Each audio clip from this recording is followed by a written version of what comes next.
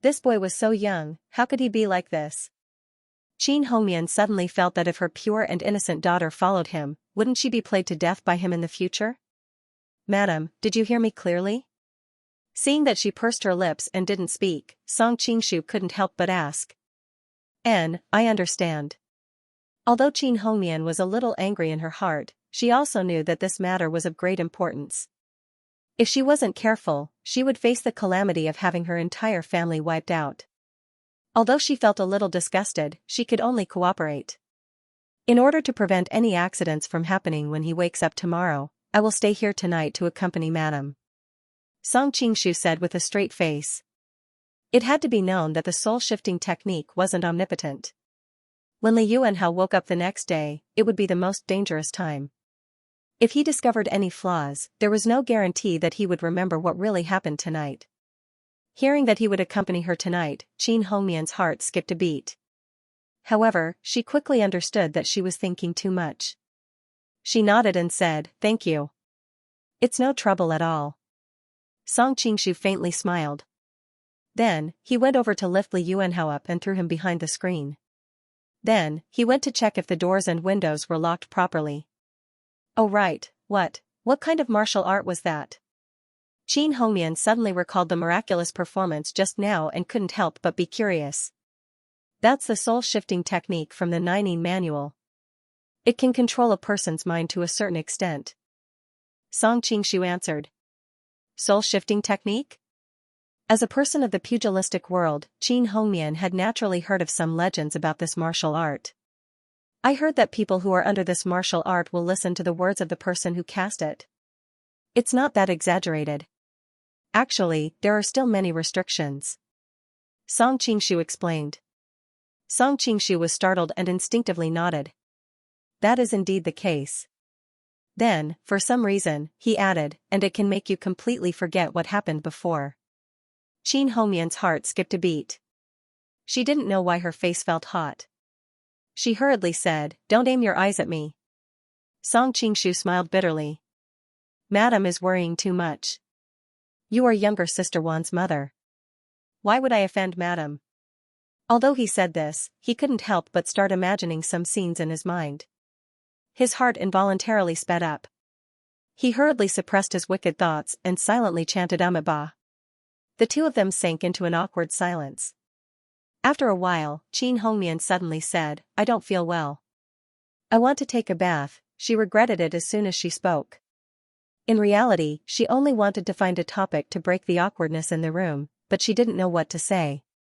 In addition, after being drugged, her entire body was sticky and uncomfortable. All she could think about was taking a bath. Thus, she unconsciously said this. Song Qingshu was startled. He clearly felt that these words were a bit sudden.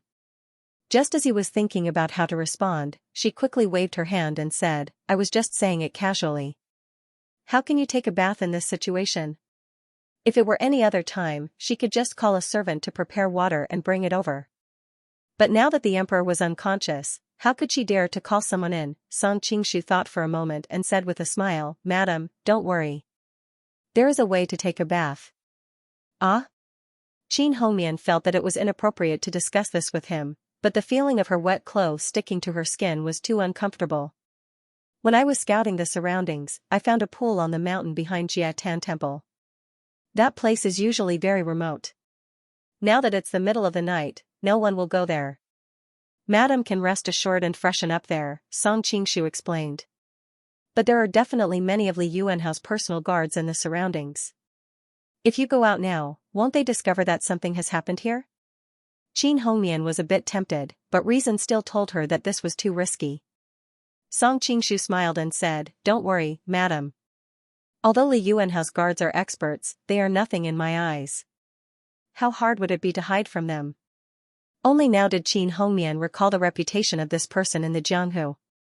However, she still blushed and said, "But it's very difficult for me to leave silently with my martial arts." Although she had the nickname of Azure Blade, she was at most a third-rate master in Jianghu. She might not even be able to handle one of Li Yuanhao's guards. Song Qingshu smiled. "I'll take you out. Madam, please pack your clothes first." Qin Hongmian opened her mouth and instinctively wanted to refuse, but in the end, she couldn't overcome the discomfort in her body. In the end, she nodded imperceptibly and went inside to pack her clothes. Not long after, she came out with a small cloth bag. Glancing at Li Yuanhao on the ground, Qin Hongmian had a conflicted expression. "What about him?" Song Qingshu answered, "Don't worry, madam. He has been hit by my unique acupoint sealing technique. Unless I undo it for him, he won't wake up.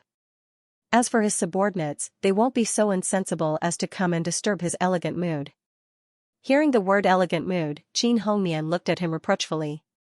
She clearly understood what he was referring to. If Song Qingshu hadn't appeared earlier, Li Yuanhao's elegant mood would probably be very high right now. "That's right, do you also know solitary young finger?" Qin Hongmian asked in order to conceal the awkwardness in her heart. "That's right." Song Qingshu looked at her in surprise. He didn't expect that although her martial arts weren't that great, her eyesight was pretty good. "How did madam see through it?" "When you healed me just now." Qin Hongmian suddenly paused and her voice instantly became softer. That feeling was very familiar.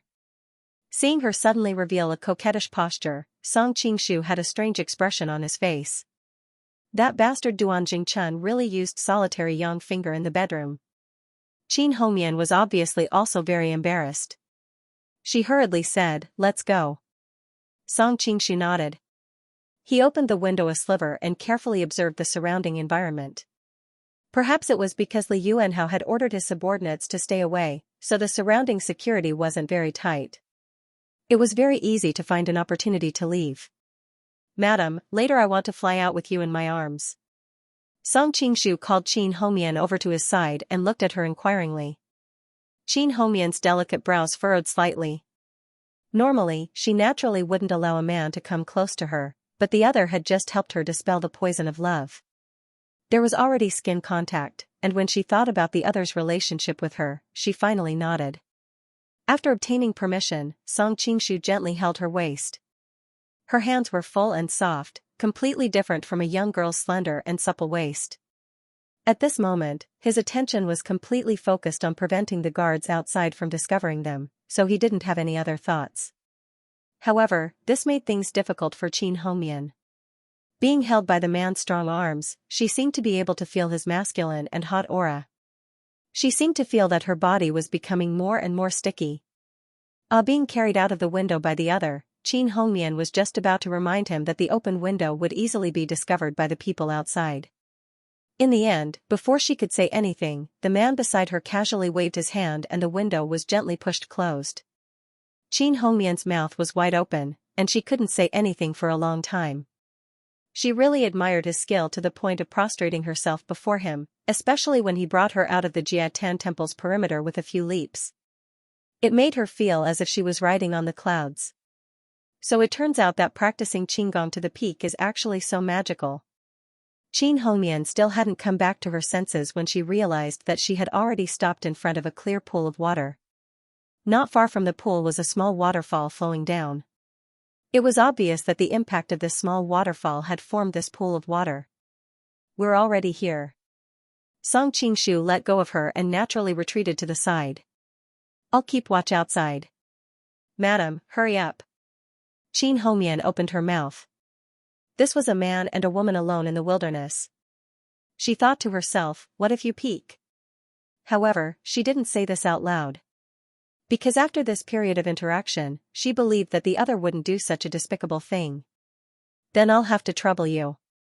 Qin Hongmian bowed slightly and hid behind a large rock. She rustled as she began to change her clothes. At the same time, she felt strange in her heart. In a sense, the other party was clearly her junior, but why was it that every time she saw him, it was difficult for her to calm down? Instead, she often felt helpless? Could it be that he was only a few years younger than her, so compared to a junior, he was more like a peer of the same age? As the object of Qin Hongmian's current dilemma, not only did Song Qingshu turn his back to her, but he also kept a distance of several dozen feet away. He even deliberately shut off a portion of his spiritual sense. Otherwise, with his current martial arts skills, he would be able to clearly hear Qin Hongmian's every move. Even if he couldn't see it, he would be able to completely outline it in his mind. Although he didn't think of himself as a gentleman, he believed that he still had a bottom line.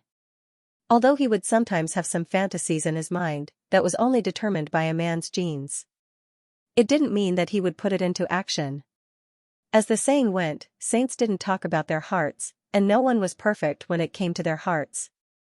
Actually, Song Qingshu was also a little depressed. He had clearly come to have a tryst with Mu Wanqing today, but in the end, he ended up in such a situation. He could see, but he couldn't. It was really a pain in the ass.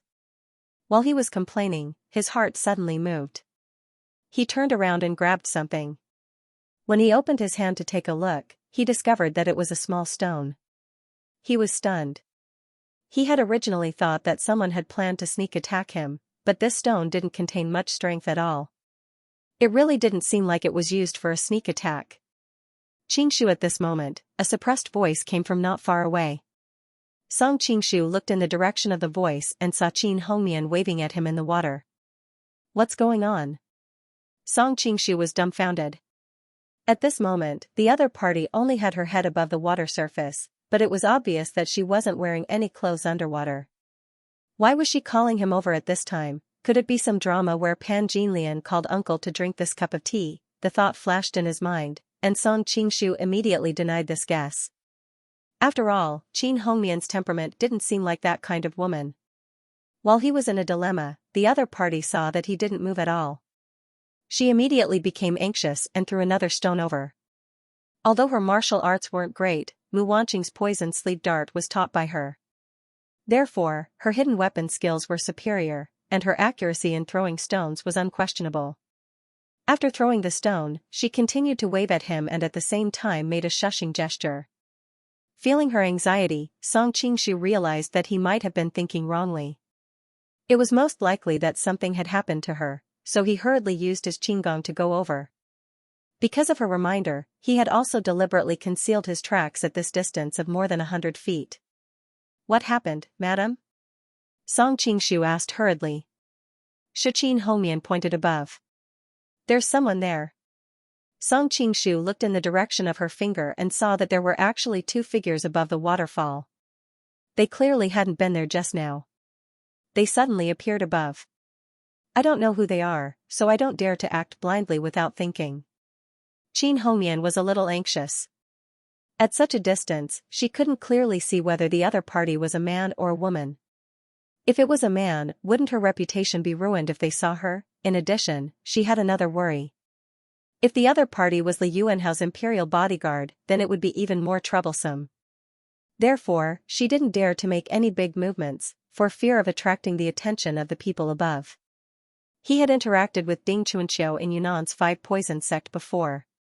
Later on, Ding Chuanqiu had hired him as a guest of the Stickler department, and he was Zi's master, Constellation Immortal Ding Chuanqiu. Song Qingshu hadn't seen him for a long time. He didn't expect to see him in Western Xia. But then again, it made sense. The Sea of Constellations was in the west, and he had seen Ding Chuanqiu with Duan Yanqing at 5 Poison sect. He seemed to have heard that Ding Chuanqiu had joined Class 1 Hall.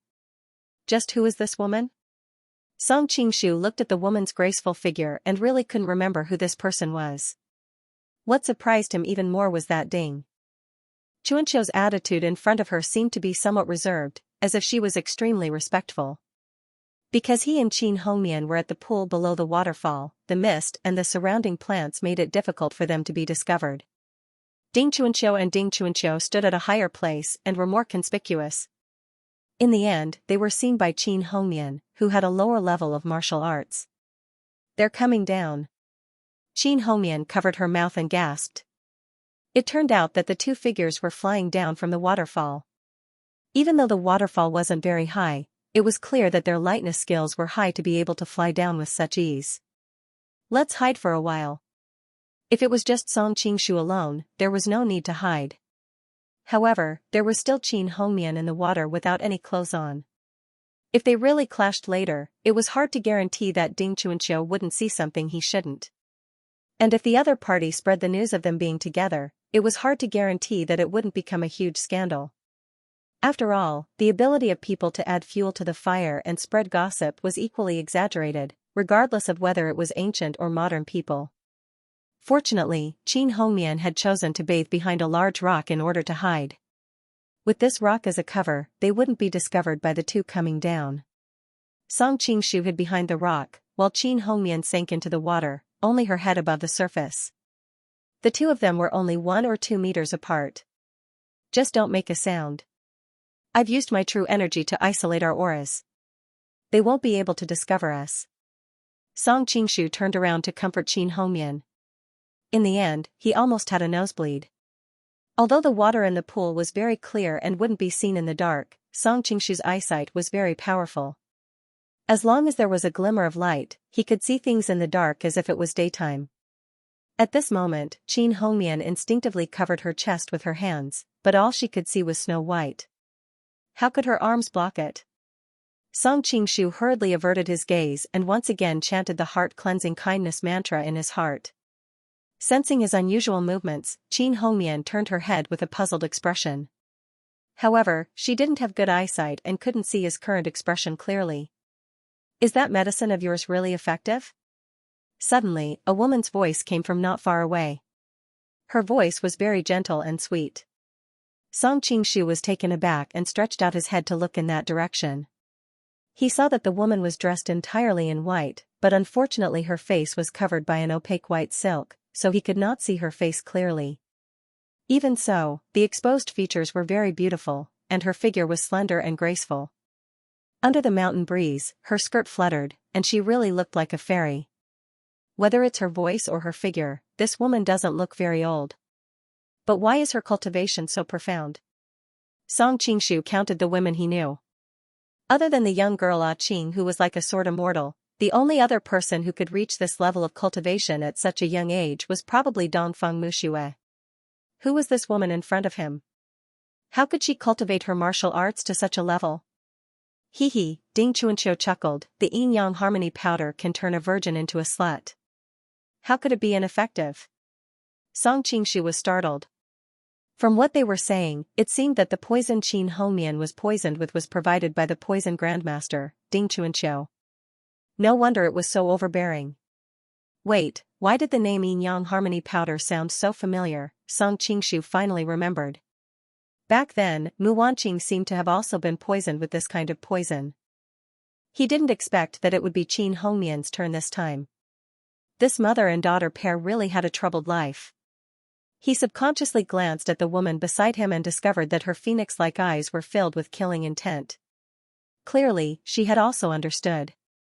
He hurriedly transmitted his voice over, "Madam, please don't be impatient. Let's listen to what's going on first before we decide." What kind of joke was this?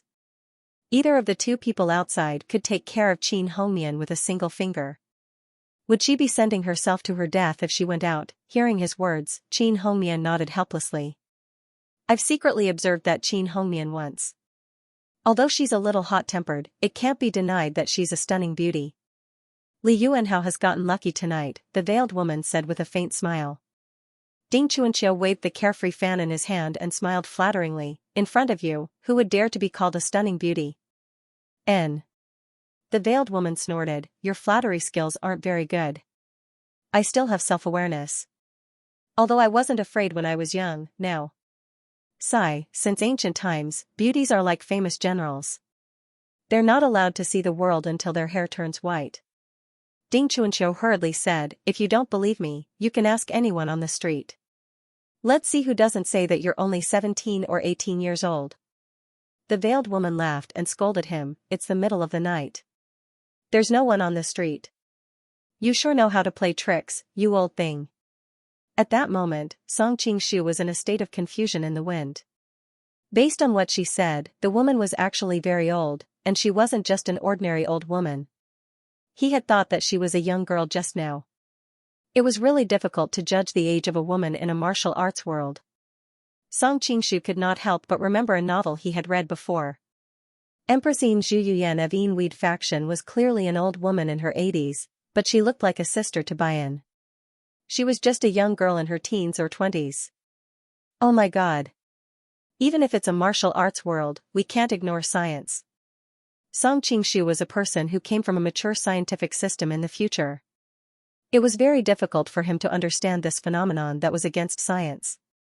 However, when he thought about the qi in this world and the martial arts that allowed people to fly in the sky and travel underground, he felt that it was very difficult to explain using science, and he felt slightly at ease. Right now, he was even more curious about the veiled woman's identity. Based on the various information he gathered from their conversation, this woman's identity was obvious.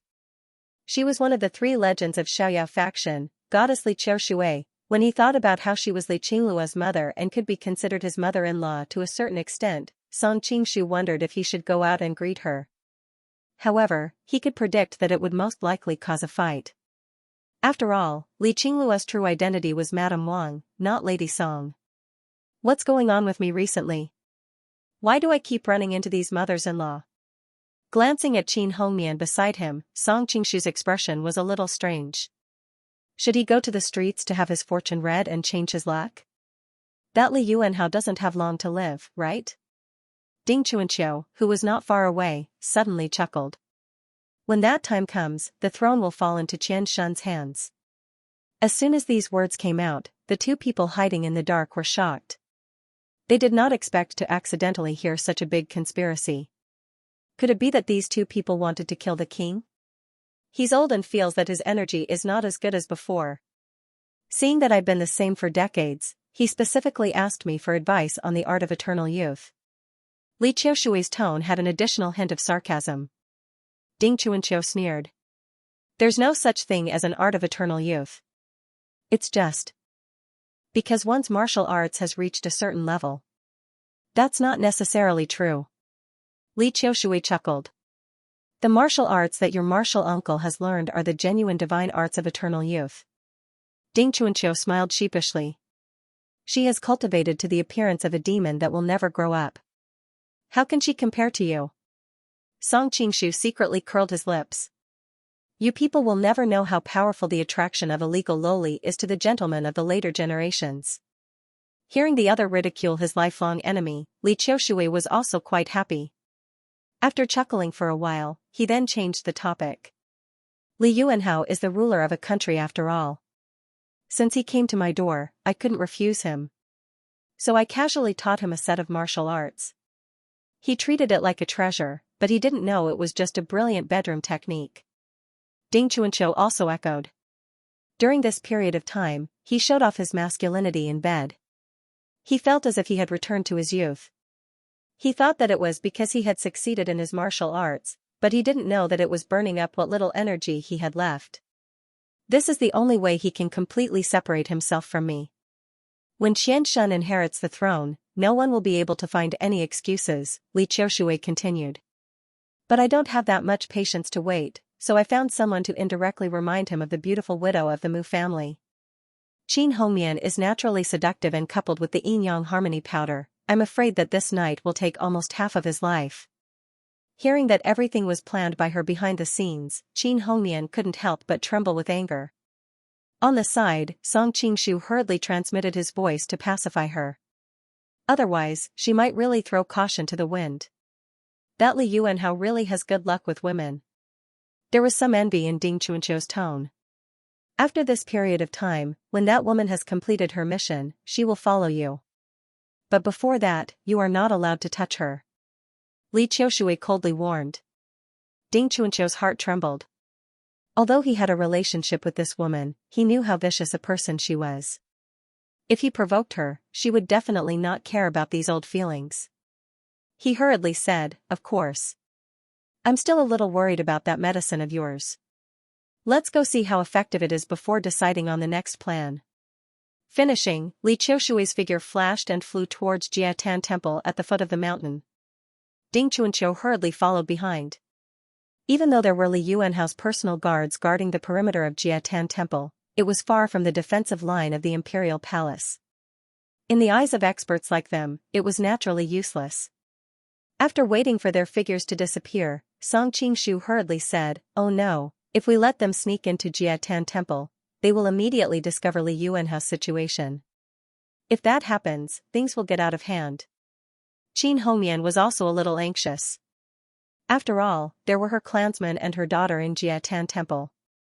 If the matter was exposed, the consequences would be unimaginable. "We'll go down immediately." Qin Hongmian subconsciously wanted to stand up but immediately realized that it was inappropriate. She hurriedly shrunk back into the water, embarrassed and angry. "Quickly move away, I want to put on my clothes." As soon as he finished speaking, he directly grabbed Qin Hongmian out of the water. Then, he used his other hand to grab the clothes on the side of the big rock and quickly wrap them around her body. Unfortunately, clothes were neither bath towels nor blankets. How could they cover her body in such a short time? Song Qingshu felt a chill in his heart and hurriedly restrained his mind. "Ah!" Qin Hongmian exclaimed. Her face flushed and she desperately tried to struggle. But she immediately realized that the clothes couldn't cover her body. She couldn't help but feel ashamed and angry. "What are you doing?" Song Qingshu tiptoed and rushed down the mountain. He said in a low voice, "Now Li Qiushui and Ding Chuanqiu are going down to see Li Yuanhao. You know Li Yuanhao's current state. If they see you, it will be a big problem. Moreover, this place is not far from Jiatan Temple. With their lightness skill, they will arrive soon. If they wait for you to put on your clothes, it will be too late." This was also the reason why he had to make a prompt decision. If the distance was far enough, he could barely catch up with his lightness skill. Unfortunately, the distance was too close, and Li Qiushui and Ding Chuanqiu's martial arts were too high. He was not a god, so how could he delay for so long? Of course, the reason why he did this was largely because he came from the future. In his view, Qin Hongmian's current state was no different from those bikinis on the beach in the future. Moreover, those bikinis in the future were obviously more exposed. Although he knew it was a little inappropriate, he instinctively thought it was not a big problem. Even after listening to his explanation, Qin Hongmian still couldn't feel relieved. She said angrily, "If you want to stop them, you can go by yourself. Why do you have to bring me along?" Song Qingshu smiled bitterly. "If you are not there, Li Qiushui and the others will definitely know something is wrong. In that case, both the Mu family and the Qin family will be in great danger." Hearing this, Qin Hongmian opened her mouth but didn't refute anything in the end. Although she was hot-tempered, she still cared about her daughter and her family. Otherwise, she wouldn't have married into the Mu family of Xianxia because of the pressure from her family. Song Qingshu was secretly apologetic. In fact, he had some selfish motives for doing this. He hoped to let Li Yuanhao and Li Qiushui fight it out, and see if he could be the fisherman to profit. Seeing that the other party had stopped talking, Song Qingshu flew all the way back. It must be known that Li Qiushui and Ding Chuanqiu were both lightness skill experts, so they had to return to their rooms before them. Moreover, they also needed time to make preparations beforehand, so they really could not afford to waste any time. This made things difficult for Qin Hongmian. Because the speed was too fast, the clothes covering her body were almost blown away by the strong wind several times. She had no choice but to desperately pull at the clothes on her body. However, the more she did this, the more she was exposed. If she didn't see that Song Qingshu was concentrating on the front and not looking at her, she would have already jumped up and risked her life. In order to reduce her exposure as much as possible, she could only helplessly press her body tightly against the other's chest. However, this way, she could even faintly feel the other's heartbeat. This really made her both embarrassed and angry. She thought that after tonight, she would definitely break up this marriage. This bastard was too outrageous, who knew how much injustice her daughter would suffer if she followed him. Suddenly, her entire body started to tremble involuntarily. It turned out that she had just gotten out of the water, so her entire body was still wet. Being blown by the cold night wind, she instantly felt a bone-piercing chill attack her. Just as she was feeling uncomfortable, a warm current suddenly came from her back, quickly circulating through her limbs and bones. It was comfortably warm and extremely comfortable. She was slightly startled, then understood that this was Song Qingshu using his inner energy to help her expel the cold. Seeing that he was clearly rushing back with all his might, yet still being so attentive and considerate, Qin Hongmian's heart softened for a moment.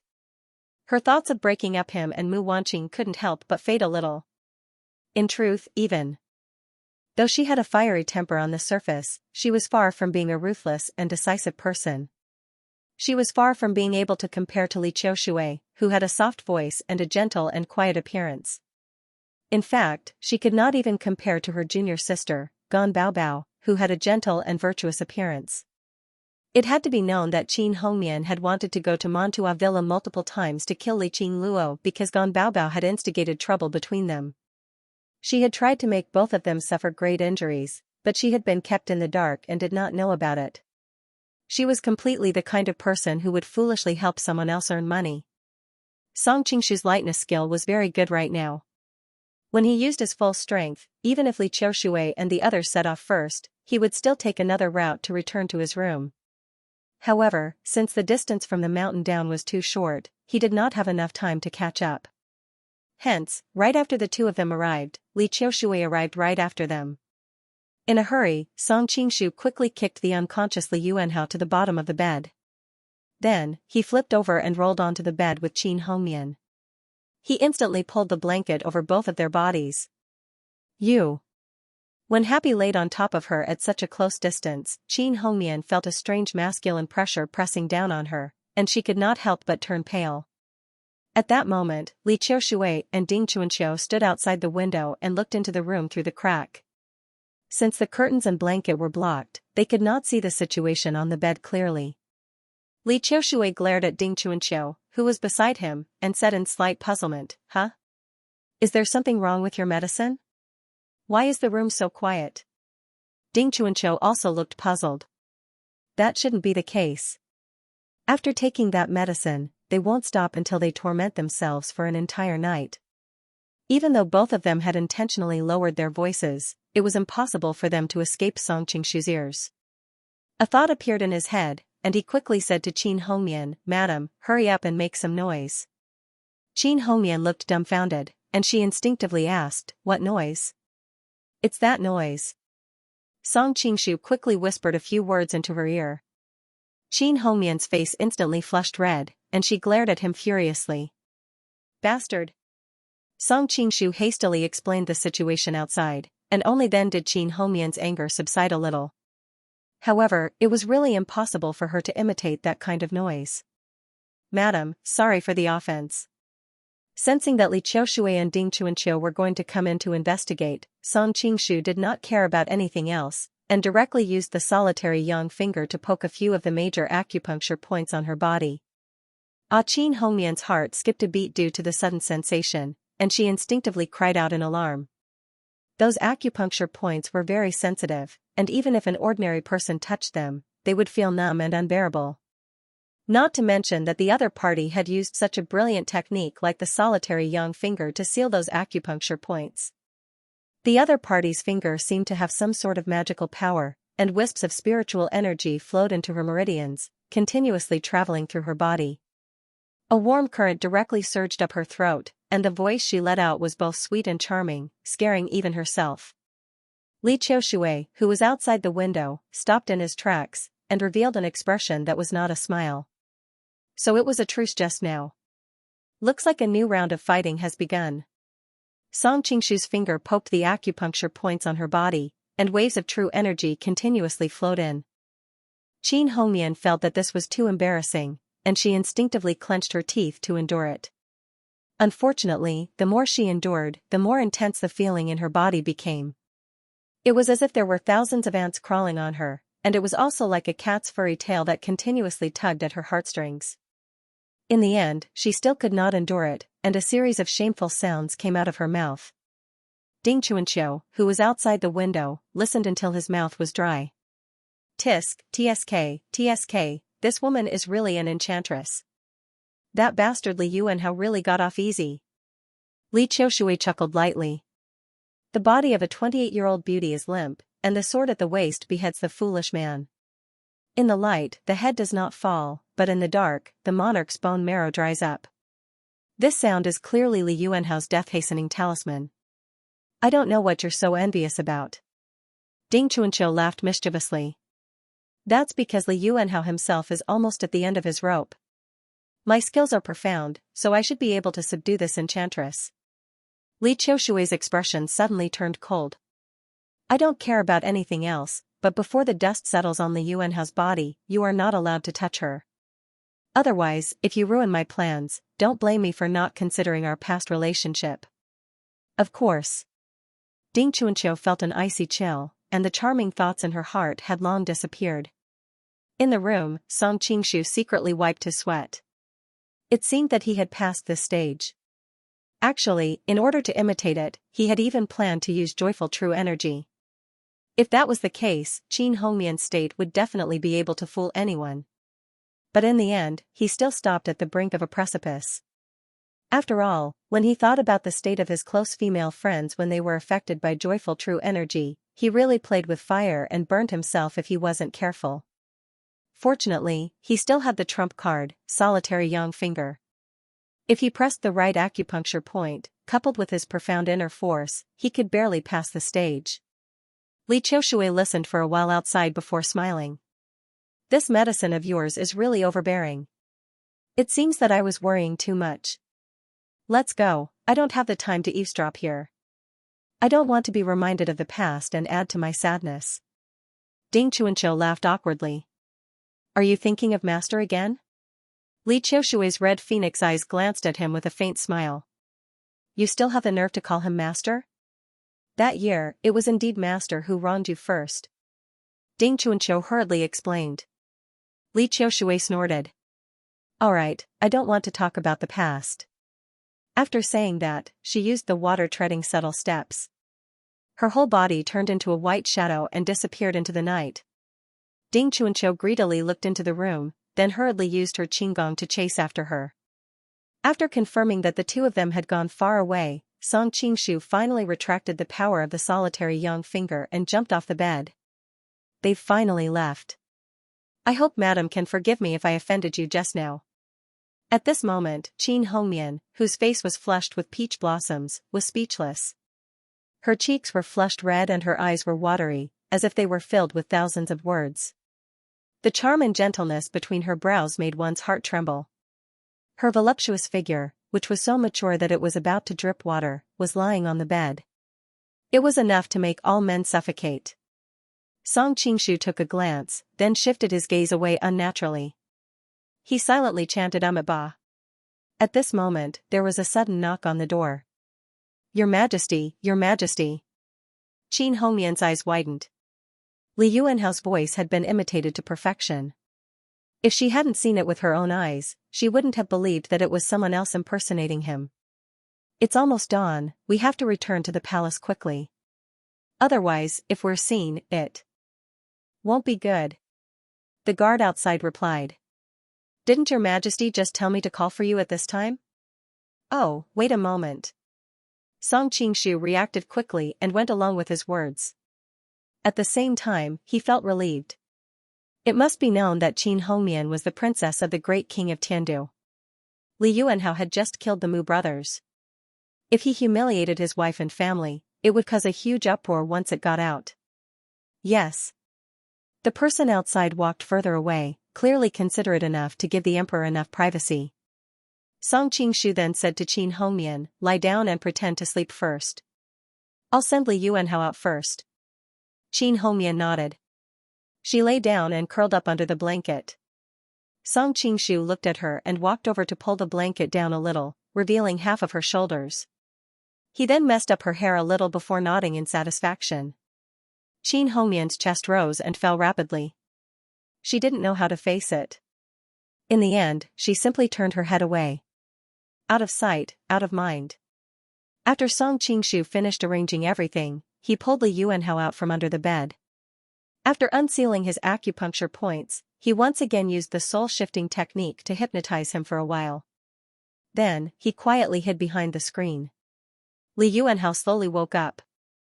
He felt that he had experienced a very wonderful and pleasant night yesterday, but for some reason, he felt a little empty. He turned his head to look at the woman on the bed. Her shoulders were half exposed and her hair was messy. She looked like she had been ravaged by a violent storm. He couldn't help but have a strong desire to conquer her. Seeing the beauty's flushed rosy skin on the bed, Li Yuanhao swallowed. He couldn't help but walk to the bed and stretch out his hand to play with it. Song Qingshu, who was behind the screen, frowned. Just as he was about to react, the guard's urging voice came from outside the door, "Your Majesty, it's almost dawn." "Got it." Li Yuanhao's face was gloomy. After all, he was a great ruler of a generation and could distinguish the importance of the matter. In the end, he gave up on the idea of going forward. "Beauty, wait for me to come and pamper you next time." Leaving behind a burst of satisfied laughter, he tidied up his clothes and walked out of the room, completely not expecting that his memory had been tampered with. After Li Yuanhao left, Song Qingshu came out from behind the screen and said, "Madam, he has left. I don't think he will come back anytime soon." After a pause, he continued, "What happened just now was really out of my control. I hope Madam can forgive me if I have offended you." Qin Hongmian interrupted him directly. With her back facing him, she ordered him to leave. "All right, I don't want to talk about this anymore. You can leave." Song Qingshu smiled bitterly. He had experienced too many things tonight, and it was too strange. It was hard to explain with words. "In that case, madam, have a good rest." After he finished speaking, he turned around and walked out. Suddenly, Qin Hongmian's faint voice came from behind him, "Wait." Song Qingshu turned around. "What is it, madam?" Qin Hongmian had already turned her face away. Her face was red and white. After a long time, she said, "Don't tell Wanner about what happened tonight." She didn't know how to face what happened today. If Mu Wanqing knew, how would she look at her mother? Moreover, the relationship between everyone would become strange. Song Qingshu was startled. Then, he revealed a trace of a smile. "All right, this is a secret between the two of us. We definitely won't tell anyone else." Qin Hongmian felt that his words sounded strange. However, she didn't know what was strange about it. In her annoyance, she once again turned her back to him. "Goodbye, madam." Song Qingshu said his goodbyes. Who knew that Qin Hongmian would immediately reply, "Don't come again. I don't want to see you again." Song Qingshu smiled bitterly. "But Li Yuanhao will come again. If I don't come to help, what will you do then?" Qin Hongmian subconsciously wanted to refute. However, she opened her mouth, but in the end, she didn't say anything. In her heart, she was very clear that if she hadn't relied on Song Qingshu's great soul transfer technique to pass this time, she would have long been consigned to eternal damnation. Moreover, there was still the unfathomable Li Qiushui and Ding Chuanqiu hiding in the dark. Song Qingshu suddenly opened his mouth and said, "If madam can't get over it, why don't I use the great soul transfer technique on madam and let madam completely forget what happened today?" Qin Hongmian hurriedly shouted, "No." Once the words left her mouth, she was also stunned. Logically speaking, it was best to forget this matter, but why did she not want to forget it? Noticing the faint smile in his eyes, she hurriedly explained, "Don't misunderstand. I'm just worried that you'll take the opportunity to do something after you've transferred my soul." Li Yuanhao's state just now was too frightening. Rather than being muddle-headed, it was better to be sober. Song Qingshu spread his hands. "I clearly didn't say anything." Qin Hongmian couldn't stand his gaze and turned around again. "If that's the case, then I'll take my leave." Song Qingshu comforted her in the end. "Madam, don't let your imagination run wild. Have a good sleep. When you wake up tomorrow and see the morning sun, your mood will be better." The other party didn't respond. He smiled and used his qinggong to quietly leave Jiatan Temple. After returning to the guest house, Song Qingshu remembered that he had yet to see Mu Wanqing. However, thinking about it, he would be too embarrassed to see her in his current state. After another 2 days, news suddenly came from the palace. The Mu brothers' younger sister had been deposed of her position as empress and banished to the cold palace. The Mu brothers knew that their younger sister had fallen out of favor in the palace for many years and knew in advance that she was about to be deposed. That was why they had the idea of collaborating with the enemy and committing treason. When this news came out, the onlookers who previously thought that the Mu brothers would not commit treason became uncertain. There were even many people who applauded Li Yuanhao's wisdom and martial prowess. It seems that no matter which dynasty it is, the onlookers are the easiest to incite. Song Qingshu sighed with emotion. As for Lin Pingji, he had done a meritorious service by reporting the Mu brothers' treason and was rewarded by the emperor. Not only did he regain his freedom, but he was also rewarded with a large amount of gold, silver, and jewelry. Knowing that Lin Pingji was safe and sound, Song Qingshu had just breathed a sigh of relief. However, another matter immediately made his heart hang in suspense. It turned out that a messenger suddenly came from the palace and informed that the princess and the crown prince would be married in 2 days. Tomorrow, the future crown princess would enter the palace to meet the emperor. Big brother Song, why is this happening? Yelu Nancian had just relaxed some time ago. Now that she learned that the marriage was inevitable, she suddenly panicked. Song Qingshu said in a low voice, I think it's because of the recent turmoil in the Xianxia. Li Yuanhao wants to use this to stabilize the situation in the court. At the same time, he wants to numb the crown prince's clique to prevent them from overreacting. Therefore, he made a big fuss about this marriage. Song Qingshu walked over and held Yelu Nanshan's cold little hand. He said apologetically, I really didn't expect this kind of change. I miscalculated. Yelu Nancian shook her head, if it wasn't for big brother Song, I would have been married to the crown prince. How could I live a happy life like this? Seeing that she was forcing a smile, but her voice was a bit melancholy, Song Qingshu hurriedly comforted her, don't worry, I won't let you marry brother Ning. At worst, I'll elope with you. Hearing the word elope, Yelu Nanshan's little face turned red, what elope? It's so unpleasant to hear. Song Qingshu gently put his arm around her flexible waist, that's just the last step. I need to think of a way to maximize the benefits. The key is that we don't have much time, Yelu Nanshan's heart was moved. She raised her chin, her eyes were bright and mesmerizing, why don't we try the method you used in Liao and replace Li Yuanhao? Song Qingshu smiled bitterly, I've thought of that, but I need an opportunity to go to the imperial palace and familiarize myself with Li Yuanhao's people. I also need to train some confidants. Only then can I successfully replace him. An opportunity. Yelu Nancian suddenly said excitedly, I have an idea. What idea? Looking at her glowing body, Song Qingshu couldn't help but be curious. Didn't you mention before that Li Yuanhao is very lecherous? Yelu Nancian said with a smile. That guy is indeed lecherous. Song Qingshu nodded. In fact, all the great and talented men of the past dynasties had this problem, so it wasn't really a black mark. Yelu Nancian suddenly spun in a circle, her skirt fluttering in the wind like a fairy, what does brother Song think of my appearance? Song Qingshu looked her up and down, and couldn't help but sigh, like a light cloud covering the moon, like the returning snow in the wind.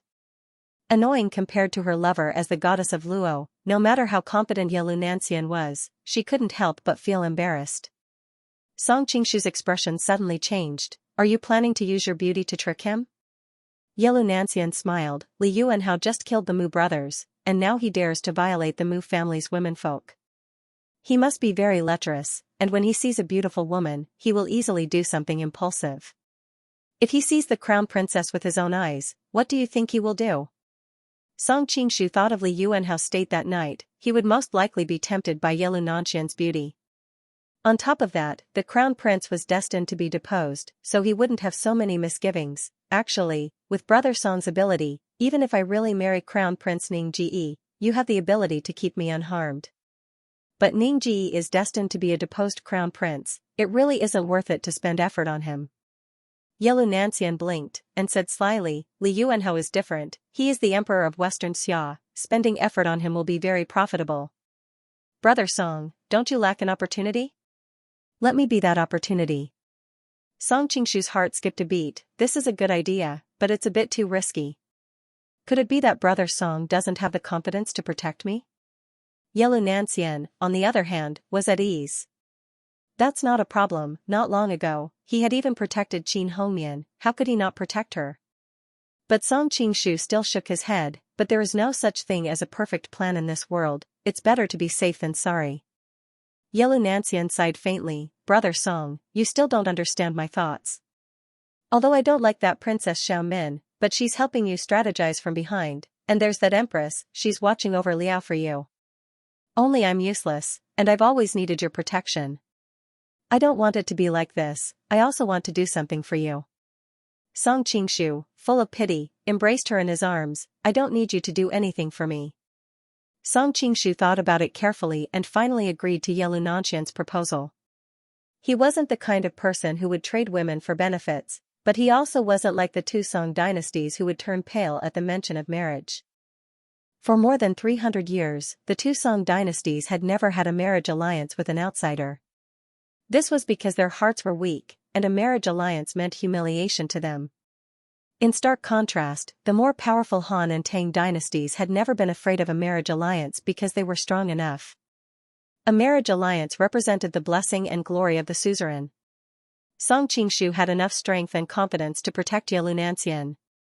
Under this premise, if he could obtain the greatest benefit, why wouldn't he do it? Early the next morning, Ye Lunanxian had dressed herself up beautifully. When she came out of the room, Song Qingshu couldn't help but be dumbfounded. Her face was glistening, pink and rosy, and there was an extraordinary beauty in her eyes and brows. Under the splendid dress, she looked even more gorgeous. Seeing how beautiful you are now, I suddenly regret it. Walking to her side, Song Qingshu couldn't help but sigh. Ye Lunanxian raised her chin, her bright and clean face was filled with a beautiful expression. You're still so talkative at a time like this. However, the slight smile on her face showed that she was quite happy with this kind of praise. Since the people of the diplomatic mission were all here, the two of them couldn't be too intimate. After a quick conversation, they returned to their respective roles, the future crown princess entering the palace to meet the emperor, and the general who was going to send her off. People from the Ministry of Rights of the Western Xia had already come to greet them. Soon, the people of the Liao diplomatic mission were led to the direction of the palace. Because they had to enter the palace, it was impossible for the entire Liao diplomatic mission to go with them. In the end, only Song Qingshu, Xiao Huandu, the princess's maid, and two officials from the Great Forest Dental Institute accompanied them. Looking at the palace from afar, Song Qingshu secretly sighed. The architectural style was really different from the Central Plains. Also, the walls weren't very high, and he doubted how many martial arts masters it could defend against. Just as his mind was wandering, a group of people suddenly came from the side. The leader said from afar, "Is this my future sister-in-law?" Ye Lunanxian was startled, subconsciously turning around to see a handsome young man standing not too far from her. His features bore some resemblance to the crown prince, Ning Ji, and judging from his attire, he was most likely a prince. The Western Xia official hurriedly stepped forward and made the introductions. "This is King Yi." Beside him, Song Qingshu's heart skipped a beat. Before he came to Xianxia, he had received information that Prince Yi, Li Liangzhua, had always been a free and unfettered prince with no political ambitions. He spent most of his time on Mount Kongtong, cultivating and seeking the way of immortality, and never participated in the struggle between the crown prince and the imperial uncle. But on his trip to Xianxia this time, he discovered an interesting thing: King Yi was not as aloof from worldly affairs as he had imagined. Whether it was those assassins from the Kongtong sect or his return to Lingzhou City at such a sensitive time, all of these explained a lot. Ye Lunanxian obviously also remembered the assassination attempt. Although there was no clear evidence, the mastermind behind it was most likely this man. Naturally, she did not have a good impression of him. Therefore, she just glanced at him indifferently, and continued to walk toward the palace without stopping, not giving him any face. Song Qingshu secretly gave her a thumbs up. Then, he also stood by her side to guard her without any hesitation. But, his brows creased imperceptibly when he passed by her. It seemed that this prince of the Xianxia country hadn't wasted his time in seeking the Tao of immortality all these years. The Western Xia officials looked at each other in dismay. But naturally, it was not appropriate for them to participate in this kind of fight between immortals. They could only pretend that nothing had happened and continue to follow them. Looking at the back of the group of people leaving, the smile on Li Liangzua's face froze on his face. A subordinate next to him said indignantly, "This woman is too arrogant. Does she really think she can be the crown prince's concubine for long?" Li Liangzua coldly glared at that person. Some words can be said in the heart, but saying it out loud is equivalent to courting death. That person broke out in a cold sweat. "Your Highness, please forgive me, this lowly officer was too outspoken. Forget it, this prince is in a good mood today." Li Liangzua waved his hand, looking at Ye Lunanxian's alluring figure, and said in a playful tone, "I didn't expect that big brother of mine to have such luck with women." This crown prince's concubine is almost comparable to my little sister Wanqing. Back to the group of people entering the palace at this time. Yellow Nancian quietly said to Song Qingshu, "That person just now was so narcissistic, so annoying." Song Qingshu nodded in agreement. "I don't know why, but I don't like him as soon as I saw him. If it weren't for the fact that we were in public today, based on what he had done before and how frivolous he was today, I would have taught him a lesson long ago." Yellow Nancian snorted, venting the dissatisfaction in her heart. Song Qingshu said with a playful smile, "You should be glad that we were in public this time. Otherwise, if we really fought, you most likely wouldn't be his match." "It can't be?" Yellow Nancian jumped in fright. Although she had lost twice in the hands of Ouyang Feng and Heaven Mountain Maiden, her opponents were all Grandmaster-level seniors. She was confident that she could win against people of the same age as her. Song Qingshu said in a low voice, "He hit it very well, but he couldn't hide it from my eyes and ears." His breathing was steady and powerful, and contained a unique rhythm. He must have cultivated a high level of internal energy, but he usually hit it. Another schemer, he's definitely not a good person. Because Morong Jingyue had pretended to be her father, Yellow Nancian had a natural sense of disgust towards this kind of person. At this time, the Western Xia official who was lagging behind looked at the two people whispering to each other in front of him. He couldn't help but pull on Xiao Huandu's sleeve with a strange expression. "Princess Qing'an seems to be very close to this marriage escort general." Xiao Huandu laughed a few times. Princess Qing'an encountered a very dangerous assassination, and it was General Xiao who saved her, so they are a little closer. He wasn't an idiot. During this period of time, he had more or less noticed something, but this kind of thing couldn't be said out loud. He could only let it rot in his stomach. Apart from the friendship they had with each other along the way, as well as the other party's life-saving grace, for the sake of Liao's peace, he didn't dare to say anything. Just like this, everyone had their own thoughts. Before they knew it, they had arrived outside the main hall. For some reason, there weren't too many formalities this time, and there weren't many officials present. Soon, a eunuch summoned Princess Qing'an. Song Qingshu followed Yellow Nancian into the main hall. He noticed that Li Yuanhao was sitting on the dragon throne somewhat listlessly. Looking at his complexion, it seemed that he had used up too much energy in the Jiatan temple. Although he didn't really do anything with Qin Hongmian, he was still affected by the soul transfer technique. "Nancian greets your majesty." Yellow Nancian stepped forward and bowed. Hearing his words, Yellow Nancian's lips curled up slightly. Her plan had achieved initial success. Of course, to be interested in an emperor with countless beauties in his harem was the greatest recognition of a woman's beauty. She slowly raised her head. Today, she had dressed up meticulously. She could be called incomparably beautiful. Li Yuanhao stared at her, dazed for a moment, forgetting what was going to happen next. Your Majesty, Your Majesty?" The little eunuch on the side hurriedly reminded him. Li Yuanhao finally came to his senses and laughed loudly. "It is said that Commandery Princess Qing'an of the Liao Kingdom has excellent kung fu at a young age and is the most outstanding beauty on the grassland. Today, I see that you really deserve your reputation. You are really a beauty that captivates the fish and beasts, and outshines the moon and flowers." The officials from the Ministry of Rites looked at each other. If Yellow Nancian was on a diplomatic mission to Western Xia, it would be fine for the emperor to praise her like this. But this time, she was here for a marriage alliance and was his daughter-in-law. What kind of father-in-law would stare at his daughter-in-law and praise her beauty? However, Li Yuanhao had always been decisive. Adding to the fact that the Mu brothers were killed a few days ago, who knew how many officials were implicated and how many officials of the imperial court had been beheaded? They didn't dare to say anything. After that, Li Yuanhao and Yellow Nancian chatted non-stop, holding hands and asking all sorts of questions. The officials on the side all kept quiet out of fear. According to the usual protocol, after the crown princess entered the palace and met the emperor, she would quickly leave the palace to prepare for the wedding. However, Li Yuanhao had no intention of letting her go. It wasn't until the sky was getting dark that he spoke up and asked her to stay overnight in the palace in the name of the crown princess. He said that the crown princess wanted to take a good look at her granddaughter-in-law. The group of people looked at each other. Who didn't know that the crown princess lived in the palace for a long time and never cared about anything? How could she suddenly stay overnight in the palace? Song Qingshu's mind was as clear as a mirror. He knew more about the crown princess than the Western Xia officials. Why would someone like Li Qiushui care about such trivial matters? I'm afraid this is against the rules.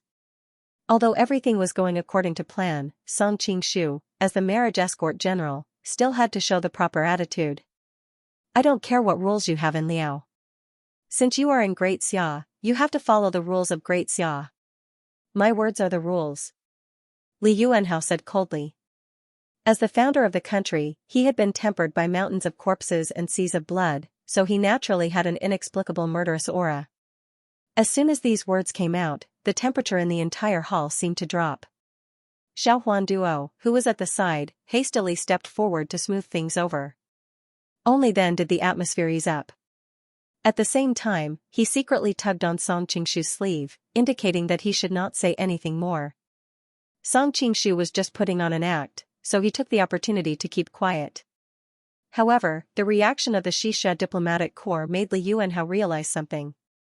In the end, he said, "What you said is somewhat reasonable. In that case, let the countess go to see the old princess now. She can leave the palace later."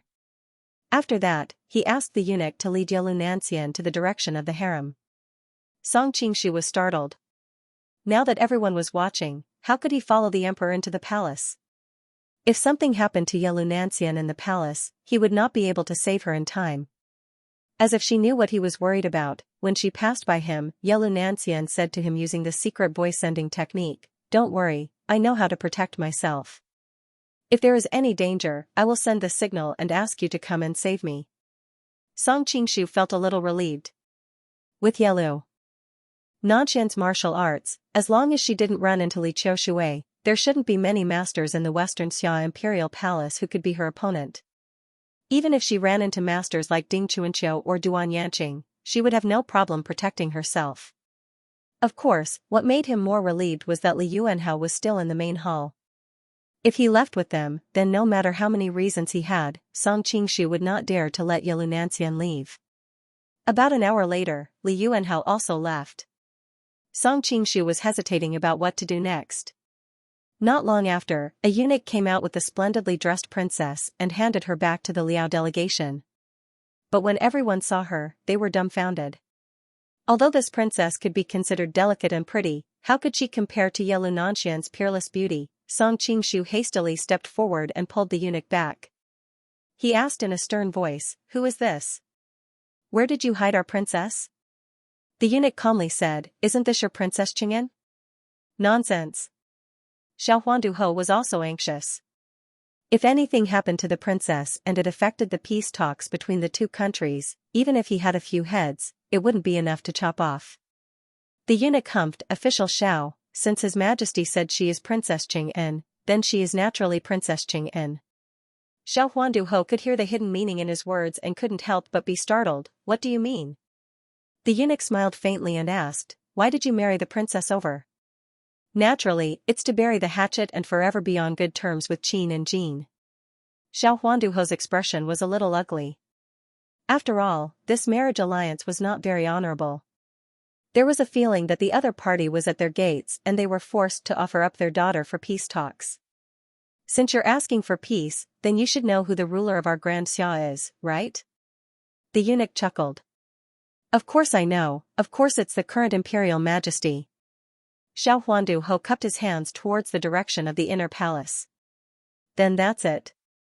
The eunuch spread out his hands. "Since the ruler is His Majesty, then is it better for the princess to marry His Majesty or a crown prince?" This? Xiao Huanduo was speechless for a moment. He was actually somewhat persuaded. After all, the crown prince was not the emperor and might not become the emperor in the end. Moreover, the position of the empress was currently vacant. If the princess married over, she might become the empress. A current empress was always better than a future empress. Moreover, Li Yuanhao was already old and might become the empress dowager in a few years. At that time, it would be even more advantageous for Liao. Even though he was tempted, Xiao Huanduo was still acutely aware of the danger involved. "But the crown prince, you don't have to worry about this," the eunuch replied. "As the saying goes, the ruler is the subject and the father is the son. The crown prince is both the subject and the son of his majesty. He can only obey. At the side, Song Qingshu secretly curled his lips. The Xianxia people had always been on guard against assimilation. He didn't expect that in order to justify themselves, they would take the initiative to quote some Han people. Since that's the case, we can't say anything else. Everything will be left to His Majesty's arrangements. Song Qingshu spoke at the right time. This was originally his plan. He didn't want to continue wasting time with this eunuch. Xianxia was still waiting for his protection. Xiao Huanduo looked at him in surprise but didn't say anything in the end. It wasn't until they left the imperial palace that he couldn't help but pull Song Qingshu aside. "Brother, for the sake of our great Liao, I've really wronged you." Song Qingshu was startled. He felt somewhat baffled and didn't know what the eunuch meant. He was in a hurry to re-enter the imperial palace to check on Xianxia's condition, so he casually said a few words and hurriedly took his leave. Looking at his hurried back, Xiao Huanduo couldn't help but click his tongue. "For the sake of the great country, you abandoned your small family. Xiao Huandu is really admirable. Right now, he must be so sad that he's drunk. I won't disturb him." Meanwhile, Song Qingshu went to a remote corner and sneaked into the palace. Although it was daytime, the security of the Western Xia imperial palace was not as tight as that of the Song, Qing, and Jin dynasties, so it was not difficult to sneak in. But then, Song Qingshu was a little dumbfounded. It was a palace with such a large building, how could he know where Xianxia was now? He wandered around like a headless fly for a while, and even captured a few palace maids and eunuchs to interrogate, but unfortunately, none of them knew. Song Qingshu had to settle for the next best thing, and asked where the eunuch was. After all, he was the one who arranged for Xianxia to be sent out, so he must know the place. But when he arrived at his residence, he did not find him. Thinking that he should still be on duty at this time of the day, Song Qingshu could not help but feel a little impatient. If this dragged on for too long, Xianxia would be in danger. At this moment, a soft and gentle voice suddenly came from outside the wall next door. "Humph, I want to see what kind of beauty this Princess Liao is, that she could make His Majesty do such a thing." Song Qingshu was startled. This voice was a little familiar, but he could not remember where he had heard it before. No, if His Majesty is angry, the consequences will be out of control." Another sharp voice sounded. Song Qingshu was overjoyed. This voice belonged to the eunuch who had just sent them out of the palace. Quietly leaping up to the top of the wall and following the sound, he saw that in the corridor next to the palace wall, a eunuch was sweating profusely as he stood in front of a young girl. The young girl had a slender and graceful figure. Although her face was covered by a veil, just by looking at her eyebrows and skin, it was enough to tell that she was a beautiful, elegant and peerless beauty. "It's her." Song Qingshu was moved. He had already recognized the girl. It was the Princess of Silver Stream, Li Qinglu. As a matter of fact, the two of them had met twice. The first time was when he witnessed the conflict between the Xianxia country's Class 1 Hall and the Shui siblings' Imperial City Department outside Linen. The second time was when he saw her interrogate Lin Pingji in the Imperial prison a few days ago. Even so, the two of them were not acquaintances. So even though he felt the voice was familiar, he could not remember who it was. "Eunuch Wang, you have repeatedly stopped me. Do you want to go to Class 1 Hall's prison?" Li Qinglu quirked an eyebrow. At that moment, there was a hint of killing intent in her voice. Fear appeared on the eunuch's face. It was clear that Class 1 Hall's ferocious reputation caused the expressions of the people of Western Xia to change. However, after hesitating for a while, he still continued to stop her and said, "If the princess spoils His Majesty's plans, this old servant's fate will be 100 times worse than being sent to prison. I can't be bothered with you." Li Qinglu let out a snort and did not waste any more time talking to him. She waved her hand, and Eunuch Wang felt his legs go numb. He fell to his knees, no longer able to block her way. Hanxiao Fu Acupoint Technique. This Li Qinglu is so young, but she has already mastered it. Song Qingshu sighed in his heart. He compared it to Peach Blossom Island's Orchid Fu Acupoint Technique. In the end, he still felt that Hanxiao Fu Acupoint Technique was more exquisite and brilliant. After Li Qinglu shook off Eunuch Wang, she automatically walked in a certain direction. She held an important position in Class 1 hall, and it was clear that she had her own information channel. Song Qingshu quietly followed her. After walking for a while, Li Qinglu suddenly stopped and looked behind her in puzzlement. When she saw that there was no one in the passageway, she could not help but frown in puzzlement. Am I thinking too much? Song Qingshu, who had temporarily jumped over the wall, sighed in relief. This woman's spiritual senses were rather sharp. He did not know if she had truly sensed something or if it was just a woman's sixth sense. Next, Song Qingshu became even more careful. He followed Li Qinglu all the way to a remote palace in the inner palace. There were eunuchs guarding the entrance, but she quickly sent them away. Yelu Nanxian, come out. Standing at the entrance, Li Qinglu shouted into the palace. Who are you? The door in the middle of the room slowly opened.